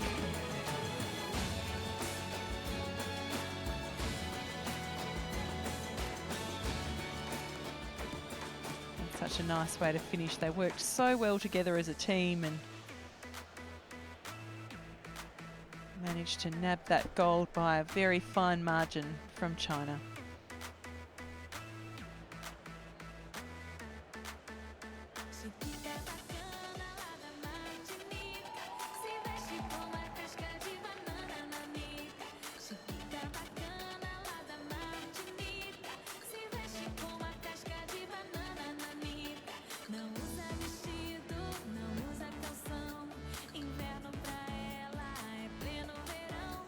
Existencialista com toda razão.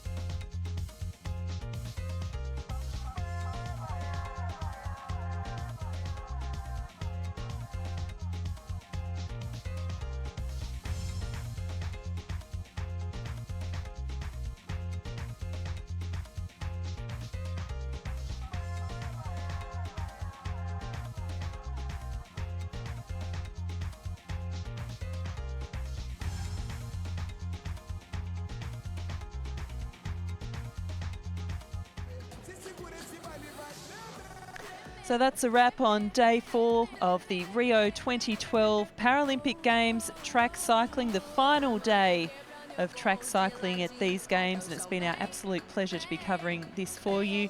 The competition really has belonged to Team GB. They've taken home 8 gold medals, would you believe, from a total of 17, and China have won 3, 2 to the Netherlands, 1 each to the USA, Australia, Slovakia and Ukraine. So some fantastic racing over days 1, 2, 3 and 4.